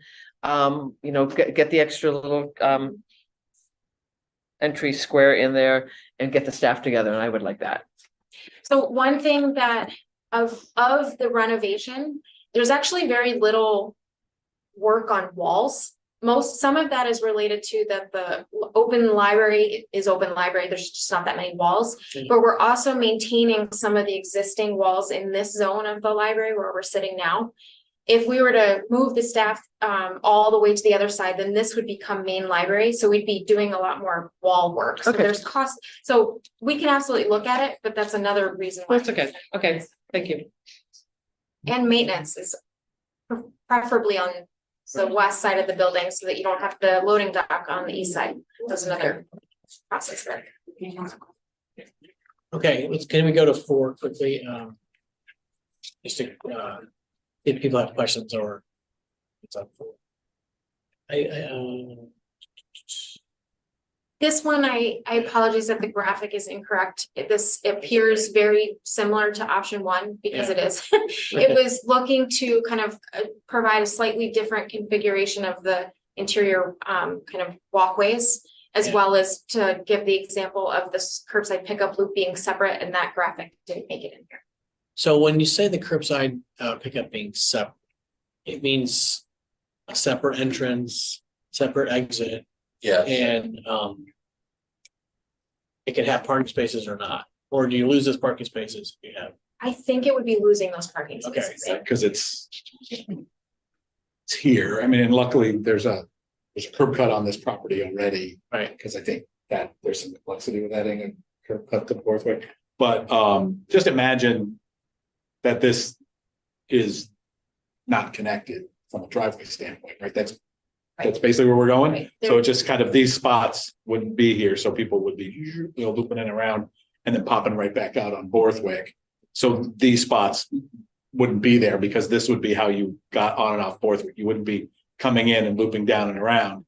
You'd literally be turning off Borthwick, coming into the circle and then popping right back out. Right. Yeah, back there. Could you realize some additional savings in this option by putting another entry square, Yes. like where that big one is on the bottom? Yep. Yeah, right there. Yeah. Yes. Okay, because I realize that this one is probably the least cost savings, correct? Okay, thank you. Just for Michelle, I'm circling where we're pointing with the laser pointer right over it. Thanks, I appreciate that. I do like this design. This design option for me was my favorite, just because the entry square was so much closer to the parking lot. And I like the idea of separating book drop and curbside pickup from everything else. Right, that kind of addresses Lisa's question about a lot of the traffic being just not necessarily pickup, but drop off. Just Drop off. literally book drop off that can just live in that section. One thing that is not resolved in these sketches, kind of Charmaine, what you're talking about that you like so much about these entry squares, is that the one on the right here, if you back to the original design, this is access to previously where the new toilet rooms and like the green room and storage were. So if you make that exterior space, that connection, we would be reworking those spaces. I guess that's if you had the children's, if you flipped it back. So there's some things of all of these that we, design, we have to resolve more. I like 3 and 4 the best, and mostly 3 because of the consolidation of the staff space.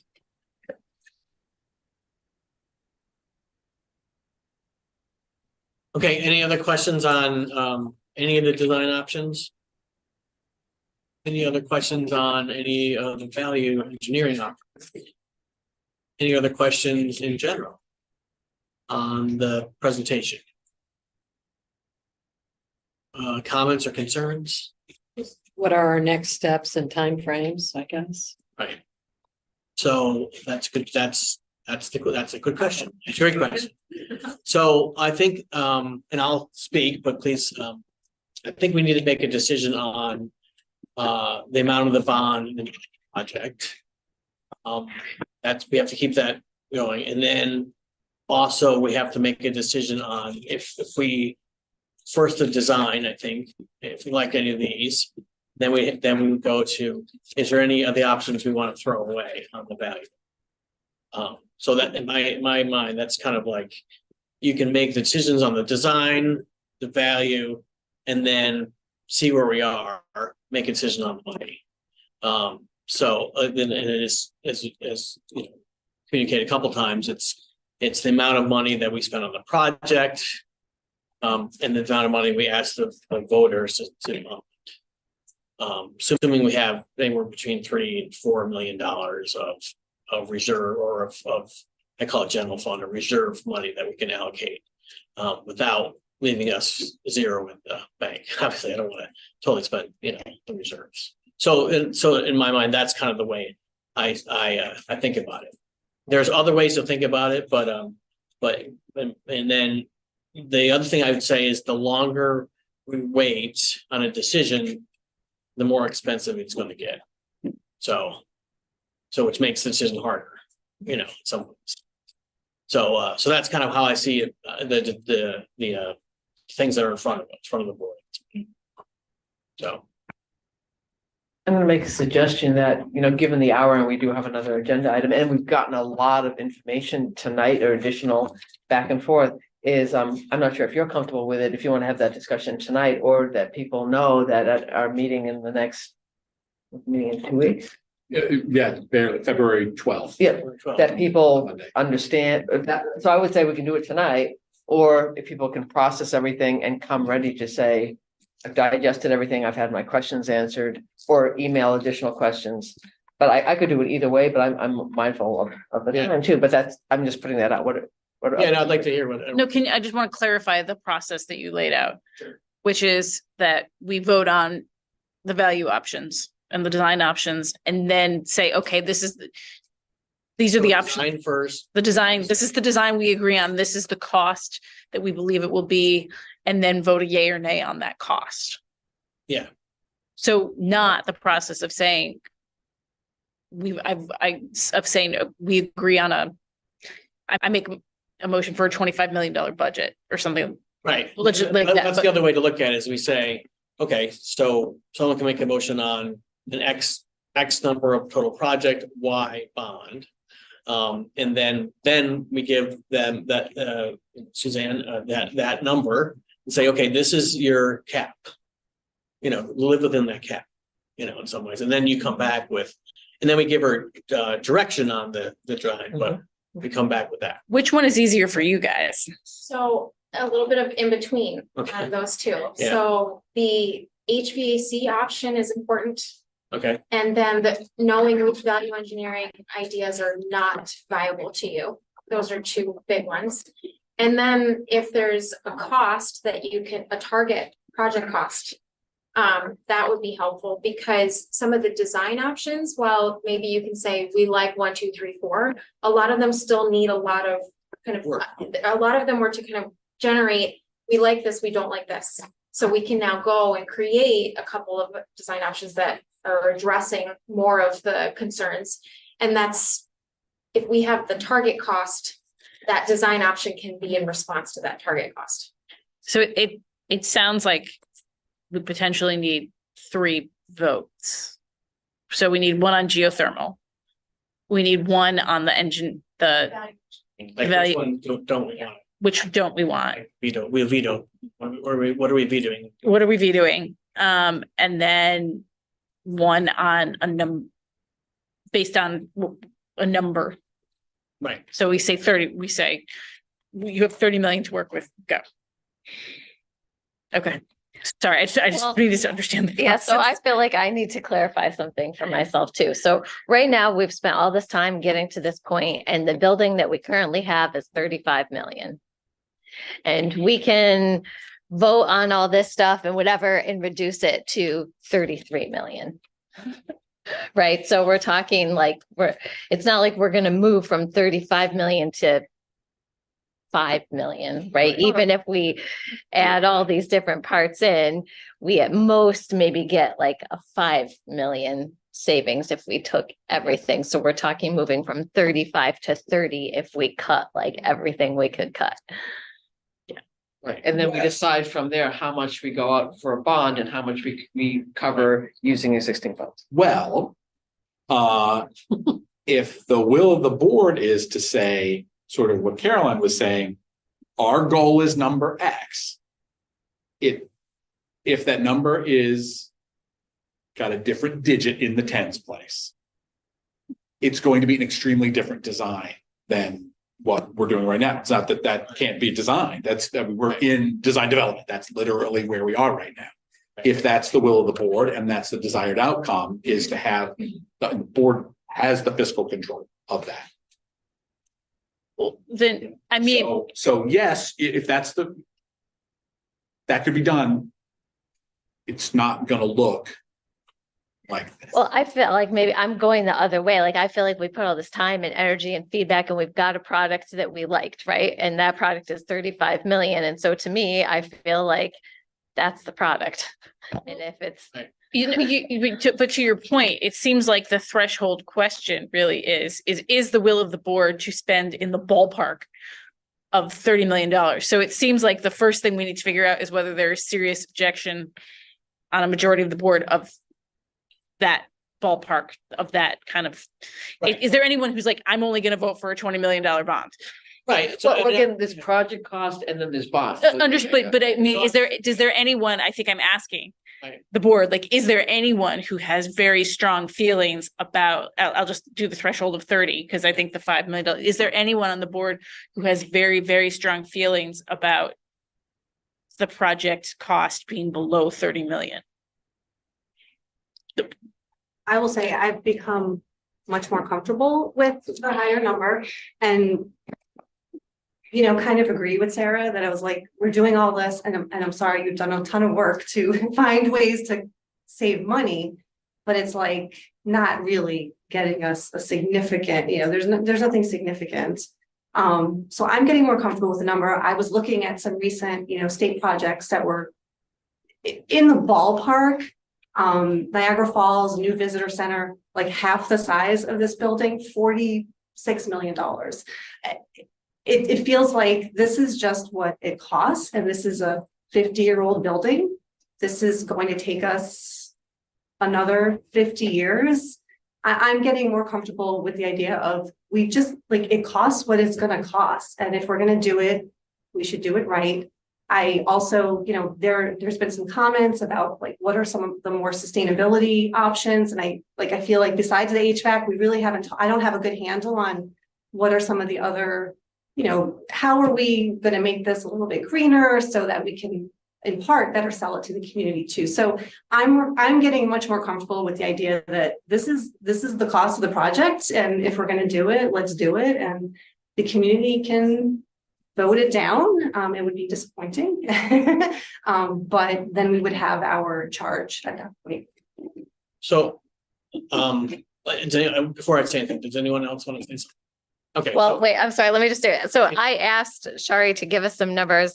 And so if a $29 million bond, which is close to 30 million, if that's what we're talking about, for an average $300,000 house, the taxes would theoretically increase about $190 a year. I mean, that doesn't seem like an unreasonable amount to me to ask. And again, that's if it's a Is less. bond at 29. Yeah, And if the right, project- right. Between the Right. bond and the cost of the building is not gonna be very great. It can't be because we don't have that much extra money to Right. pay for that difference. Sure. We've got $3 million roughly. Okay. And I'm thinking maybe we use that or some of, well, that for the geothermal. I mean, if we have to. Yeah, I like that. Yeah, that's, You know, yeah. But I think it's important to, And then get the money back. I mean, that makes that money not available for supporting any other costs of the project. right, but I think it's just important that we understand that there's two concepts. And I also do think they came up with reductions because we asked them to. Right. I was at meetings and kept saying, people kept saying, Yeah. come up with more, come up with more. And some of the options they came up, save up to like 1.4 million. So there are savings, which could go to some other aspect of it. So I don't wanna, I think it makes sense to look at what the options are and if there is some savings, we should try to take advantage of the savings if it makes sense. If those are decisions that we want to make. Right. And I think that shows the community that, you know, we're putting our best efforts into this to make good decisions and to save where we can. Yeah, well, I agree. Even if the savings is not going to amount to 5 or 10 million, you know, it Right. might only amount to a couple of million, but a couple of million is a couple of million. So, And the difference Yeah. on, I'm sorry, the No, go difference on taxes on a $300,000 assessment, whether it's a $30 million bond or a $35 million bond. I don't have that number, but I don't think it's going to be that much. Well, see, that's what I was It might getting. be Yeah, 20 like, or $50. right. I'm not sure. I'm really guessing, but it's not going to be double. right.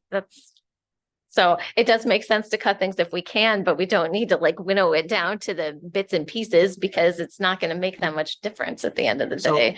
let me throw out a number. I was thinking that we should cap the bond at 32, cap the project at 36 for direction, and then come back and really get into the, working with you to get into the guts of how to get to those numbers. Now, we can come below that's the cap. We don't have to spend the cap, but we're not gonna spend over the cap. So if we can get down to that the bond is 30, and the project's 35 or 34, great. The geothermal, I was not convinced, but now I'm convinced we should go to the most energy efficient option. And how we finance it, I think it's a separate discussion. So with the 32, with the 36 total, it gives you some money towards the geothermal. It gives you the creep of the project, which is going to creep up higher. I mean, we all know that. It says to the community, these are caps and we're not going to go above. Just for reaction's sake, that's kind of where my head is. And I really want to, obviously, I'm impatient, so I want to keep it going because we have been talking about this for literally 5-6 years. So I think, and I think people have done great. You guys have done a great job. I think we've all done a great job on going through it.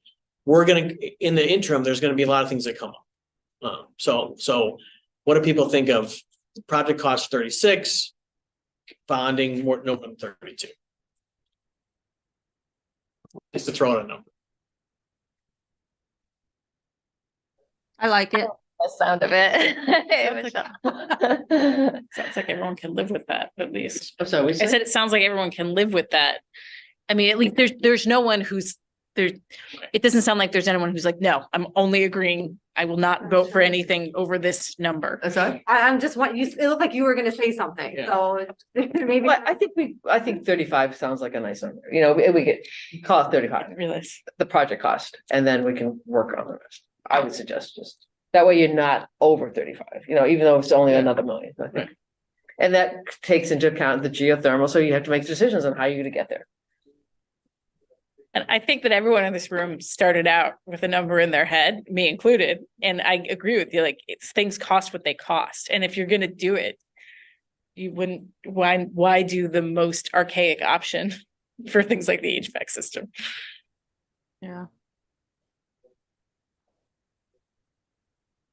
You wanted to get it sounds like we could also get the HVAC decision if you wanted it. Right. Yeah, no, I think we should do the HVAC. Honestly, I think we should do the HVAC, how we finance the HVAC. I think we need to talk more. Is it whether we loan ourselves, whether it's general fund money we use or some other money that we use, I don't know. Yeah, we have to work out the details. We gotta work out the detail on that. I think the direction should be towards the most aggressive energy efficient. So, I mean, I think the people want to do a motion, people want to talk about it more. What do you want? This is an action item, can we? Yeah. Because this was like a work session, or can you do that? Because I wasn't sure, because we didn't ask for public feedback on it, so that's just on that. It seems to me that we don't need a motion. Yeah. That what we're saying is we're providing ourselves with some guidelines. Um. Yeah. And that's what we work towards. Well, I would suggest that you know, Right, and then if we do need a motion. I think from the school board, we used to vote on the size of something, like at least the bond, Yeah. then that would But happen we're at a not meeting. to that point. We'll Yeah. need, we'll need absolutely need a. Yes, that, so that part needs a motion is, but that gives you time to start getting figures together, but you know the project cost roughly. right, so it's a kind of a directional, the direction where we're headed. I don't think, this total cost 35, 36, roughly in there. And then the amount of bond is gonna be, roughly 30, 32, whatever. Does that help? Yes, Okay, and the HVAC option 3 is, right, now, I would like to give you more direction on something. Okay. If the board's willing, can we rule out the value option 2, which is can we just rule that Yes. out now? Yes. The one, the closed library. Oh, yeah. I already crossed that out. Right, so so that's off the table. So don't Yep. yeah, so that gives you a little bit of direction. Is there any other direction we can give tonight, or we need to move on to the other items? And tell me the savings on the roof, the reduction. yeah.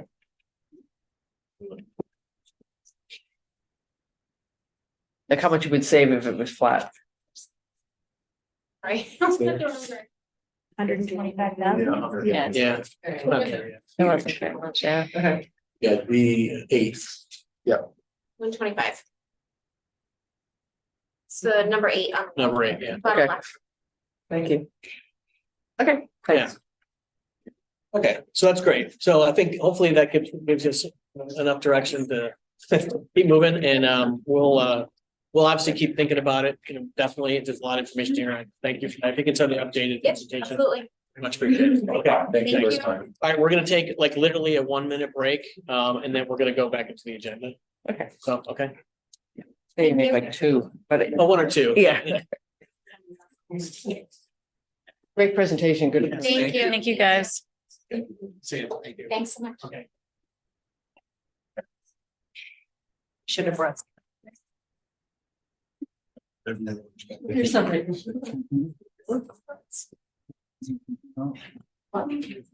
Some people from you.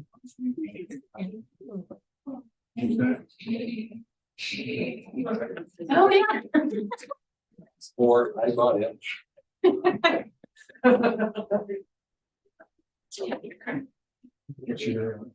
Much time.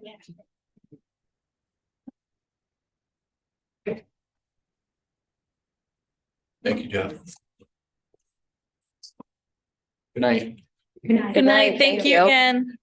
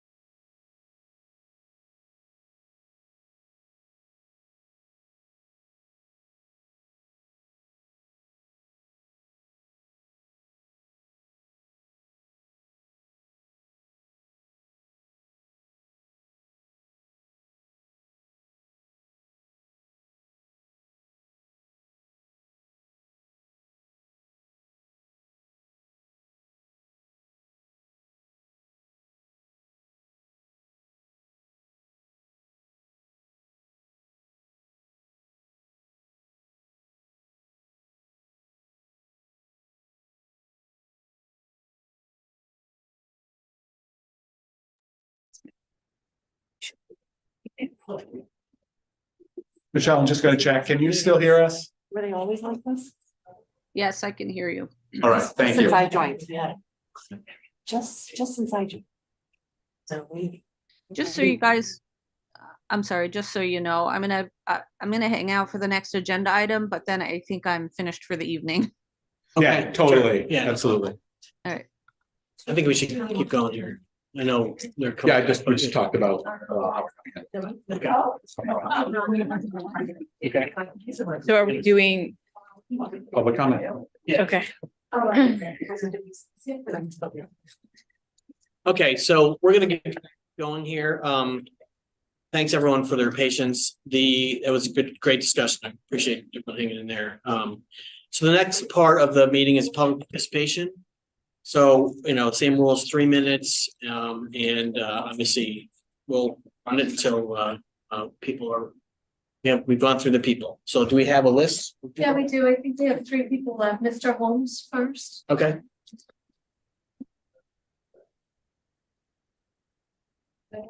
You were first. Yeah. Okay. Okay, Yep. Yeah. I'm doing Mike here. Thanks. 3 minutes isn't much time to talk about what I'd love to talk about today. I'm Oliver Holmes, and I did send the board and the director my comments earlier. Okay. I've been in this business in design and construction for over 30 years, and 20 years in sustainability designs. And I wanted to commend the architects on all the work they did tonight, so I quickly chatted with them on the way out because they obviously did try back to Syracuse. Your work here is commendable. I think you need to stick to the higher budget number, because the difference between 35 million and 30 million, with my running some quick numbers, is only about $130,000 a year in debt service additional cost over 30 years at 2%. Whatever those numbers work out to, is really minimal. And I think you need to move forward looking as ambitious as possible with a project that's got to last you 30 to 50 years for this town and its community. And the other part of that is you've touched on a couple of minor things here about, geothermal.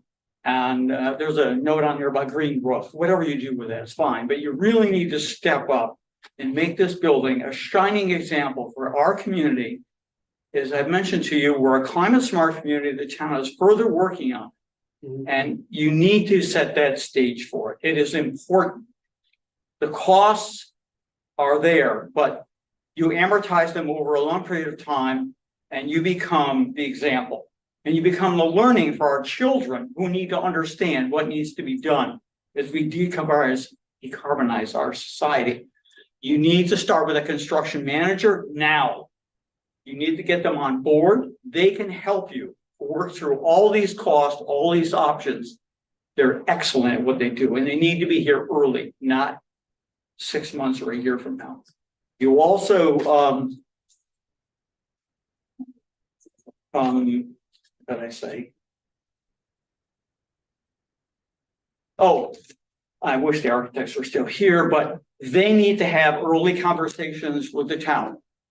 You're looking at what you need to do along Warwick Avenue when you have additional street cuts and things of that nature for pulling in and stuff like that. They need to understand what you're trying to accomplish. You need to work with them sooner rather than later.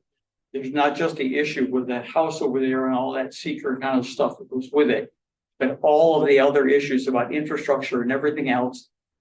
They have informal meetings routinely with developers, architects, and engineers, and they need to take advantage of that sooner rather than later so that they can work out problem areas that you don't have to contend with and give you delays in design time, delays in construction, delays in cost, or increases in cost. So that's my 30 minutes or 180 seconds. I'm part of it. So please, I encourage you to do those things. They're really, truly important for the town and the community. Thank you. Yeah. Thank you. Thank you. Thanks a lot.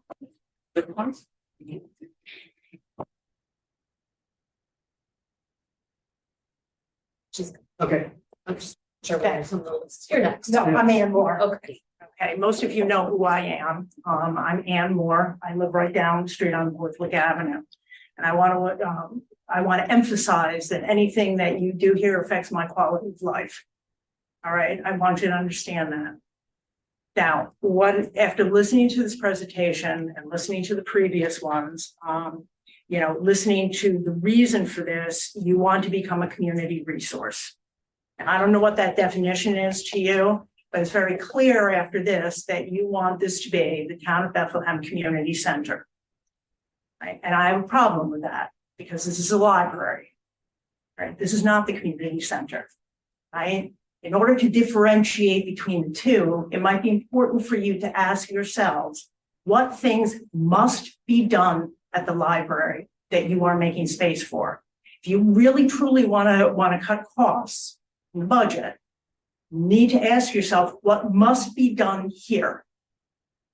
And when I was working, and I was working at Shenandoah, we had a thing that we had to involve students with, we had to rent a space, and we had too many kids, and we wanted to go to a space, and the space didn't have enough room for them. You know what they said to us?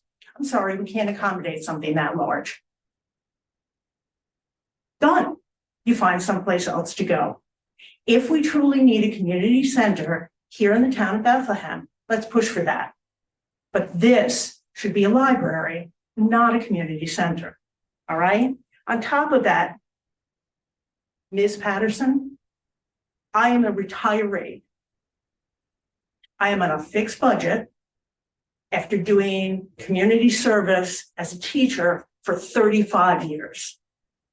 I take great objection to your saying that $150 approximately increase in my taxes is no big deal.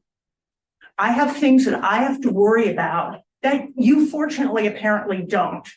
But these are things that have to be done for me, whether they be my roof is leaking, which it currently is, all right, or I have some unforeseen health issue that I have to deal with. I think you need to be mindful that there are other people here in this community who do not necessarily have the resources that you may personally have to spend on this project. No matter how much they love the library, no matter how much they use it, that $150 can mean perhaps they don't get insulin this month. 15 seconds. Okay. Last thing, where's the dumpster going? Because it got emptied at 3:30 in the morning. It was either yesterday or Tuesday. Where's it going? Because right now it's over there and my neighbors over there are hearing it be emptied and it's not gentle. At 3:30 in the morning. It's not gentle at all. Okay, and you're in control of that, but where's that going? 3 minutes. Okay. Final thing, the entrance is right next to Nancy Hoffman's house again. Now, right now it's there, except you have an entrance in and you have an entrance out. Okay, now you're going to have one entrance. Yeah. I get it. Thank you. Thanks. Any other public comment?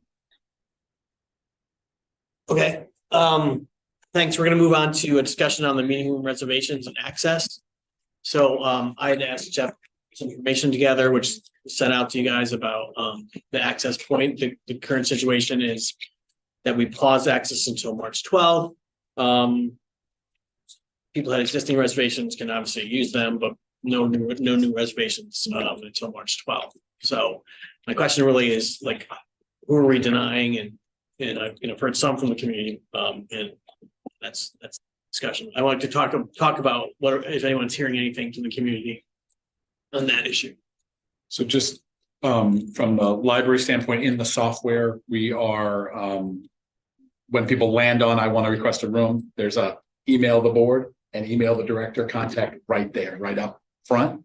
And we're harvesting the calls that come in at the information desk and through the email, and that's what I've distributed to all of you. So that's the information that you've got. That's as up to date up to the date for the last minute that I've got. Okay, so any informal chatter in the community that anyone's hearing? I will say when we received the information in terms of who was contacting and asking questions, I went through the existing calendar and noted that many of the people that have listed comments are people that have already reserved rooms through March. So not all of them. Right, but those are and that makes sense, right? They're the Right. reservers, they're the Right. people who are interested and they're up, they're on their 6 months. So when Yes. we get through to January and they want to book the rooms for June, that's, those. We haven't told them that we're not allowing them to book in June. We're just saying they can't add currently through March 12th. Right, but they're, and that's absolutely But true. does it say March 12th? And I think it just says it's paused, right? Does it say anywhere in the system March 12th? I don't think it did. I think it just says Okay. you're paused, but yeah. I mean, which people watch the video, they realize it's March 12th, but yeah, I don't think that's like a known. Okay, I mean, we Yeah. can, great, that's super easy. We can add that to that, just to say, hey, this is, this is scheduled to be turned back on after the March. I haven't heard anything in the community. I know I raised it at the last meeting. I think I was questioning Jeff during the meeting. I mentioned it in the policy committee in terms of the board's ability to reverse that. Now, I'm not necessarily advocating that. Right. Mostly I brought it, because I reread the minutes of the December meeting, to uncouple the pause from the policy revision. And that would be my rationale for doing that, because when I read the minutes, people were saying, well, we're pausing so that we could get the policy done in 3 months. And that's what the minutes say. And that it has come up a couple of times. And mostly I remember forcefully speaking out saying, policy committee is not promising that. Just for people's update, policy committee met once and we're meeting twice. Again, I think on the next meeting. And making good progress, but again, we cannot promise a date. So my raising of, it was just a factual check to say the board at any time can reverse that, not necessarily I was advocating for it, Right. but I wanted that a couple from the policy to keep the policy committee in a less stressful position and a position where it could do its. And right now, because there's a motion with an end date, they are, effectively decoupled, and even if they're not decoupled in people's heads and our heads or anything. On the day after the March board meeting, absent action by the board, the meeting rooms will return to being reservable. That's our default action. That's the motion that was made, and that's where we are today. So, I think the pause was partially to give time for the policy committee to do its work. But if the policy committee is not ready, if we're not finalized with a policy, that doesn't say that the pause doesn't end. Like I said, absent the action of this body. I have a question. I understand that they're not coupled, but we close the community rooms for a reason. We closed the community rooms because a specific situation revealed weaknesses in the policy. That doesn't mean that the policy, that there was any fault in the policy. It's just that situations evolve and policies have to evolve with them. And we recognize that situation. So understanding that they are not coupled, that on March 12th, it ends. I guess my question is, why wouldn't we vote to continue that if we don't have a revised policy in place? Because then we just have the same problem that caused us all to vote, I believe unanimously. Someone can fix me on that if I was incorrect. Yeah, I think you were absent. Sorry. Those present voted unanimously. Why would we open them without having addressed the concerns that caused us to close them? Understanding that it opens regardless, but we can also make a motion to accept that. Yeah. I also believe very strongly that we could have a fairly far along policy by March 12th. But the policy has to be reviewed by the attorney. And Understood. reviewed again by the committee. So and even short of the first read, second read, which we can always revisit in terms of the approval and review by the board. We are making good, you're on the committee. We're making good progress. We're hitting revisions and discussion items.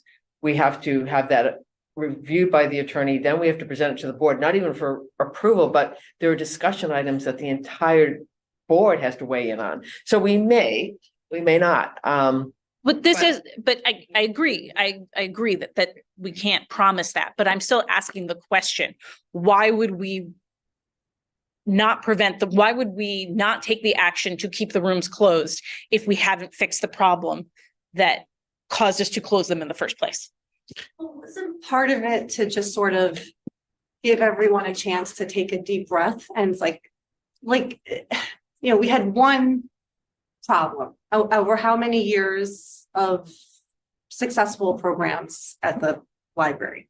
So now I can't remember if I was at the meeting. I thought I voted on this, but maybe it was the meeting it wasn't at, but it feels more like it wasn't about getting the policy done. It was about, let's take a break, get a better handle on who's using the rooms, why, get to know them a little bit more, get some data. And I feel like we've done that. So, I'm not sure, we want to make sure that we do the policy right. And if it feels like that's going to take a while. And so then that means the rooms could be unavailable for a very long time. And I think that's problematic.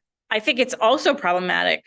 I don't like it, but I also think, I will say that was not my impression. My impression was that we recognized that, yes, we wanted everyone to take a deep breath, but we also recognized that we had some things to deal with. And I will say, I do not think a lot of people have taken a deep breath. In fact, I think that a lot of people are continuing to hyperventilate. So if that was the purpose, I don't think that has happened. But my main concern is that I was, you were there that night, I was there that night. That was not a good night for the library in a lot of ways, not because of the content, but because of the emotions and because of the reaction of the community, both on many sides, but also it put the staff in a really hard position, and it presented things that we just didn't know that we just didn't have policies in place to deal with, like the overflow, like what is the role? There were 3 staff members there in charge of a really, really hard situation. I don't want to put the staff members back in that position. I strongly believe that if we reopen them without having addressed those problems, one, I think that is to some degree in violation of our fiduciary duty to the community, and fiduciary duty, whatever, not the right phrase. I think that is in violation of our duty to the community and what we've promised them. And I think that it's in violation of our duty to the staff. So, I mean, I'm pretty clear on my viewpoint here, but I will just say that was not my impression was not to take a deep breath. My impression was that we had some things to address.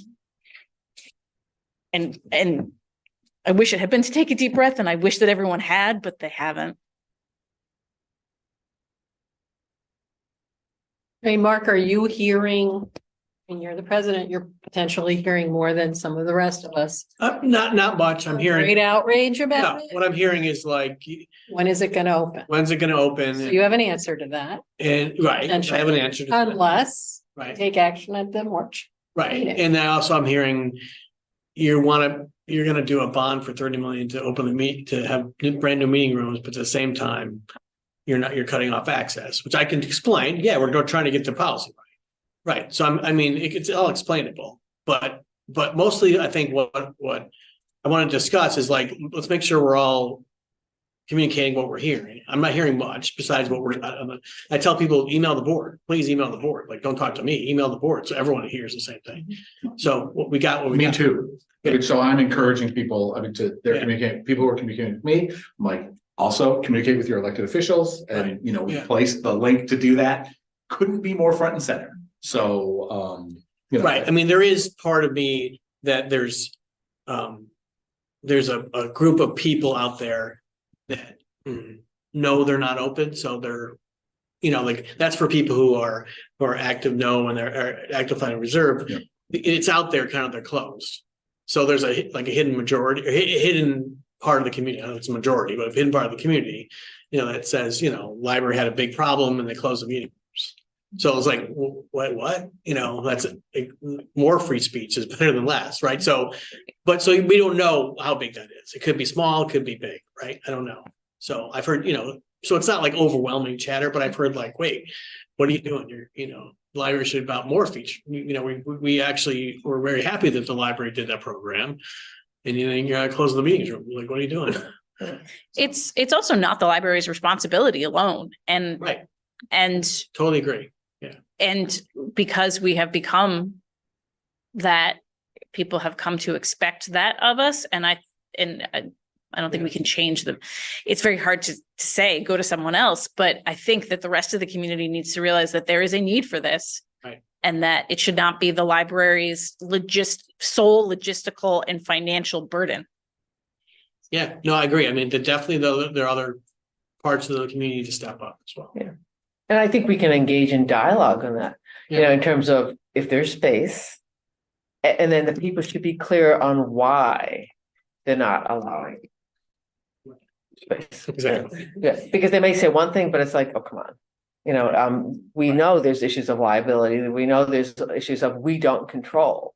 And I know that I voted for that night, Carolyn, but to be honest with you, it was a little bit of a topsy-turvy meeting for me. There were motions coming off the floor on topics that, I voted against too. And so, as we enter the retreat, I know for me, a certain level of kind of heads up organization is going to help me better convey my thoughts. I'm not sure if we had that agenda item not attached to the policy, because it came up during the discussion of the meeting room policy. In that context, if I had the wherewithal at the end of a very long meeting where there was a lot of emotion, I'm not sure how I would have voted. But I think you raised an interesting point, and perhaps I would say the pause is up to the 12th. And if the board in time between now and then decides that the pause it's warranted to wait until the policy is done, we can revisit that. Would be a one way of doing. I'm also going to reframe it that I don't think we have a problem. I think we had a situation that raised for our awareness things we hadn't considered before.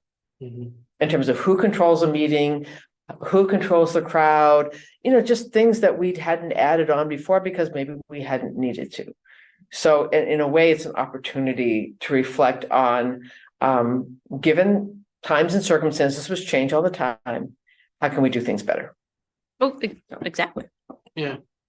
So I would ask if you just keep feeding data to us, everyone can keep communicating about what they're hearing informally. And if anybody has a creative idea about something they want to, like, if you want to put the date up there, anything that might spark more comment, or let me know. I'm open to attempting to harvest people's ideas. I mean, absent door to door.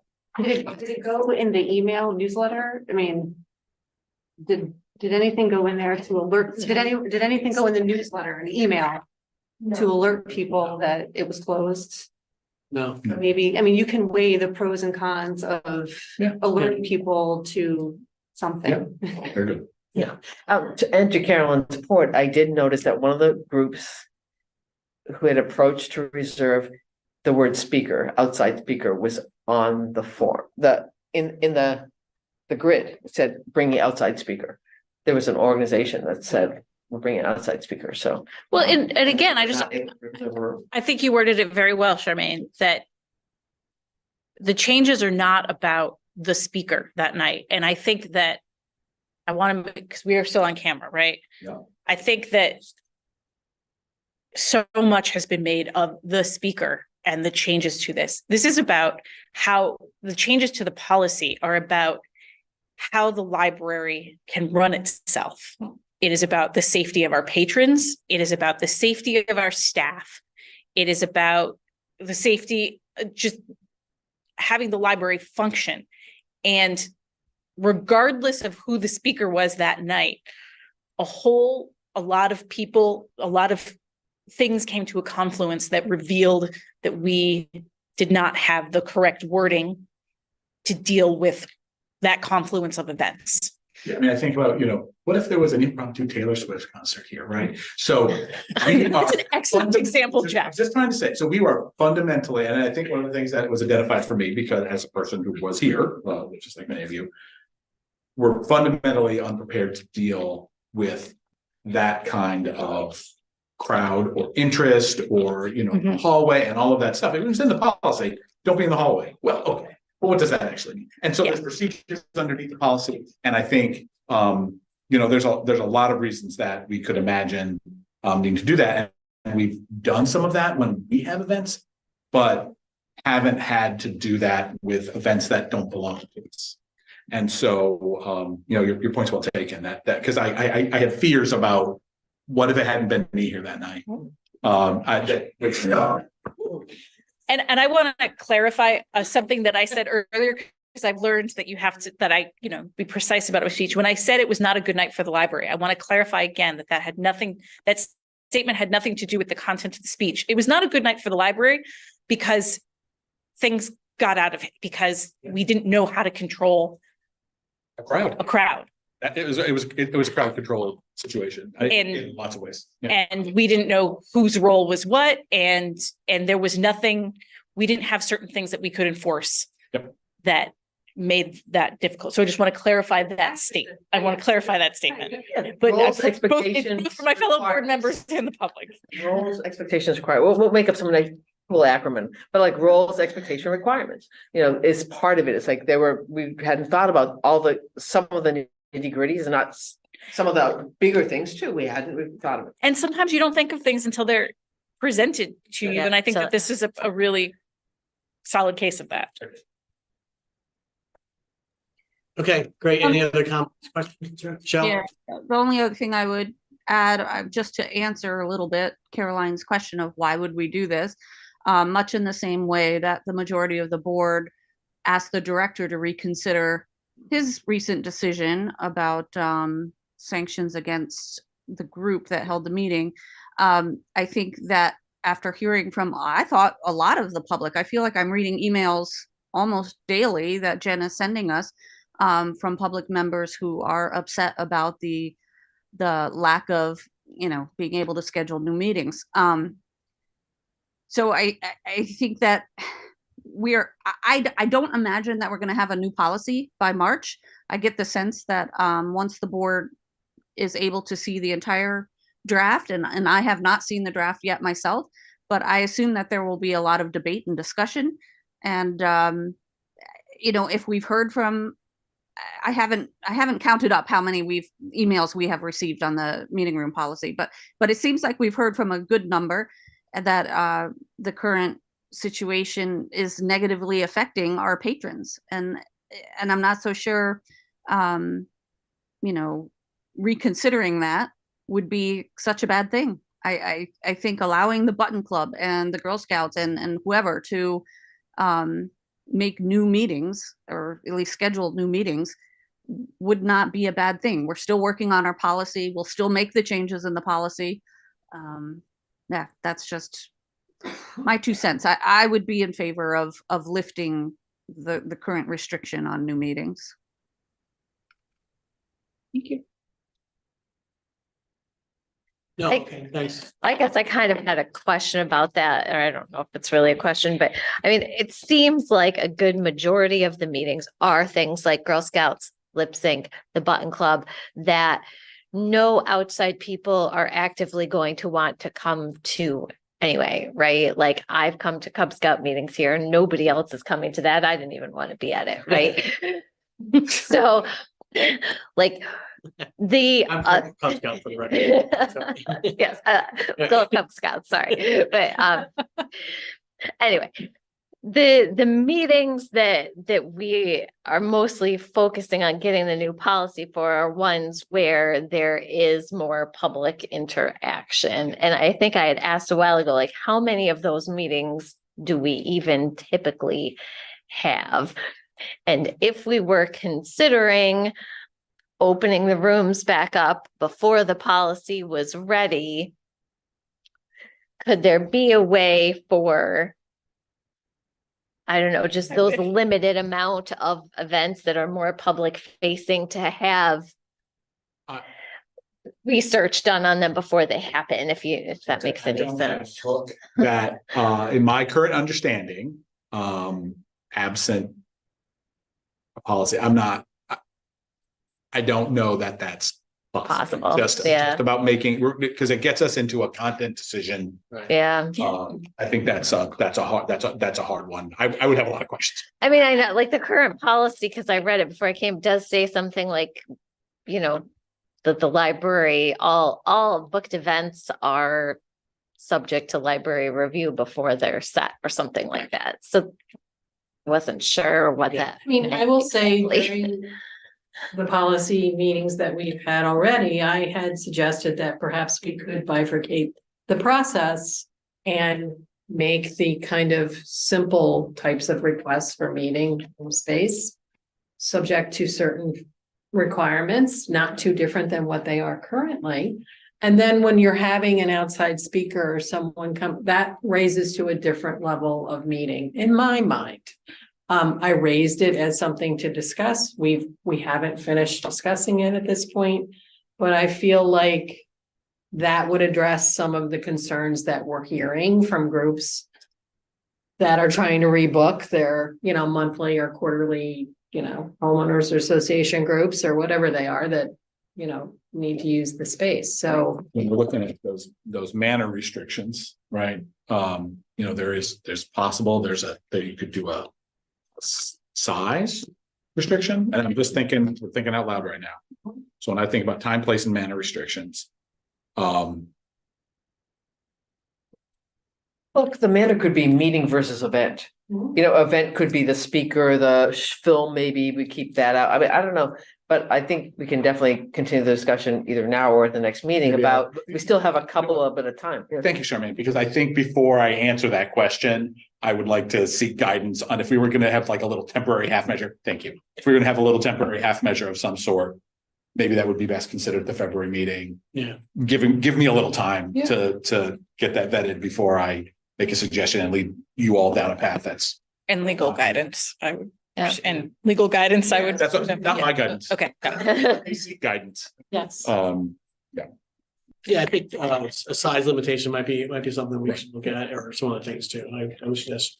I'm thinking out loud, but it's a bad idea. So we're gonna. Right. Yeah, so maybe old business is like an update on, Right. additional information on meeting room, blah, blah. Yeah, Okay, so I have I think we're good. absent action Right. tonight. Right. I have a question of interpretation, and so I have two groups that have spaces booked right now, who, for reasons of scheduling, have asked to move a currently booked meeting to like the day after. So I'm not touching that without guidance. So my question is, hey, too bad right now, we're just not doing that. That's my default answer. If absent any other guidance, that's going to come back, and that's going to be my answer to the groups. No, because rescheduling is a rebooking, right? So bookings are on hold right now. No. They already have, they're pre-existing. A pre-existing meeting. So let's say it was like March 19th and they need March 18th. Or if it was March 19th at 6, they wish March 19th at 5. Oh, so they're outside the window of the pause and they just want to adjust something. They were well placed well before the pause, but there's an adjustment of either the date, the two I have right now are adjustment of date and adjustment of start time. But it's after March 12th. The adjustments. Well, No, they already had an existing request. Yeah, I'm Right. okay. I'm totally okay. with that. Yeah. If they had Okay, existing fine. request and, they were planning to do it. Okay, it's like, Yeah, Yeah, I think that's fine. just want to make sure. Yeah, no, that's good. That's a good question. Does anyone have an issue with that? No, I agree. Yeah, so I think you go ahead. All right. Thank you. Okay, I will take a motion for adjourn. To adjourn? To adjourn. Oh, yeah, so moved. Yeah. Again, all those in favor, raise your hand. Thank you. And thanks for everyone for staying so late. I appreciate it. I think it was a good discussion.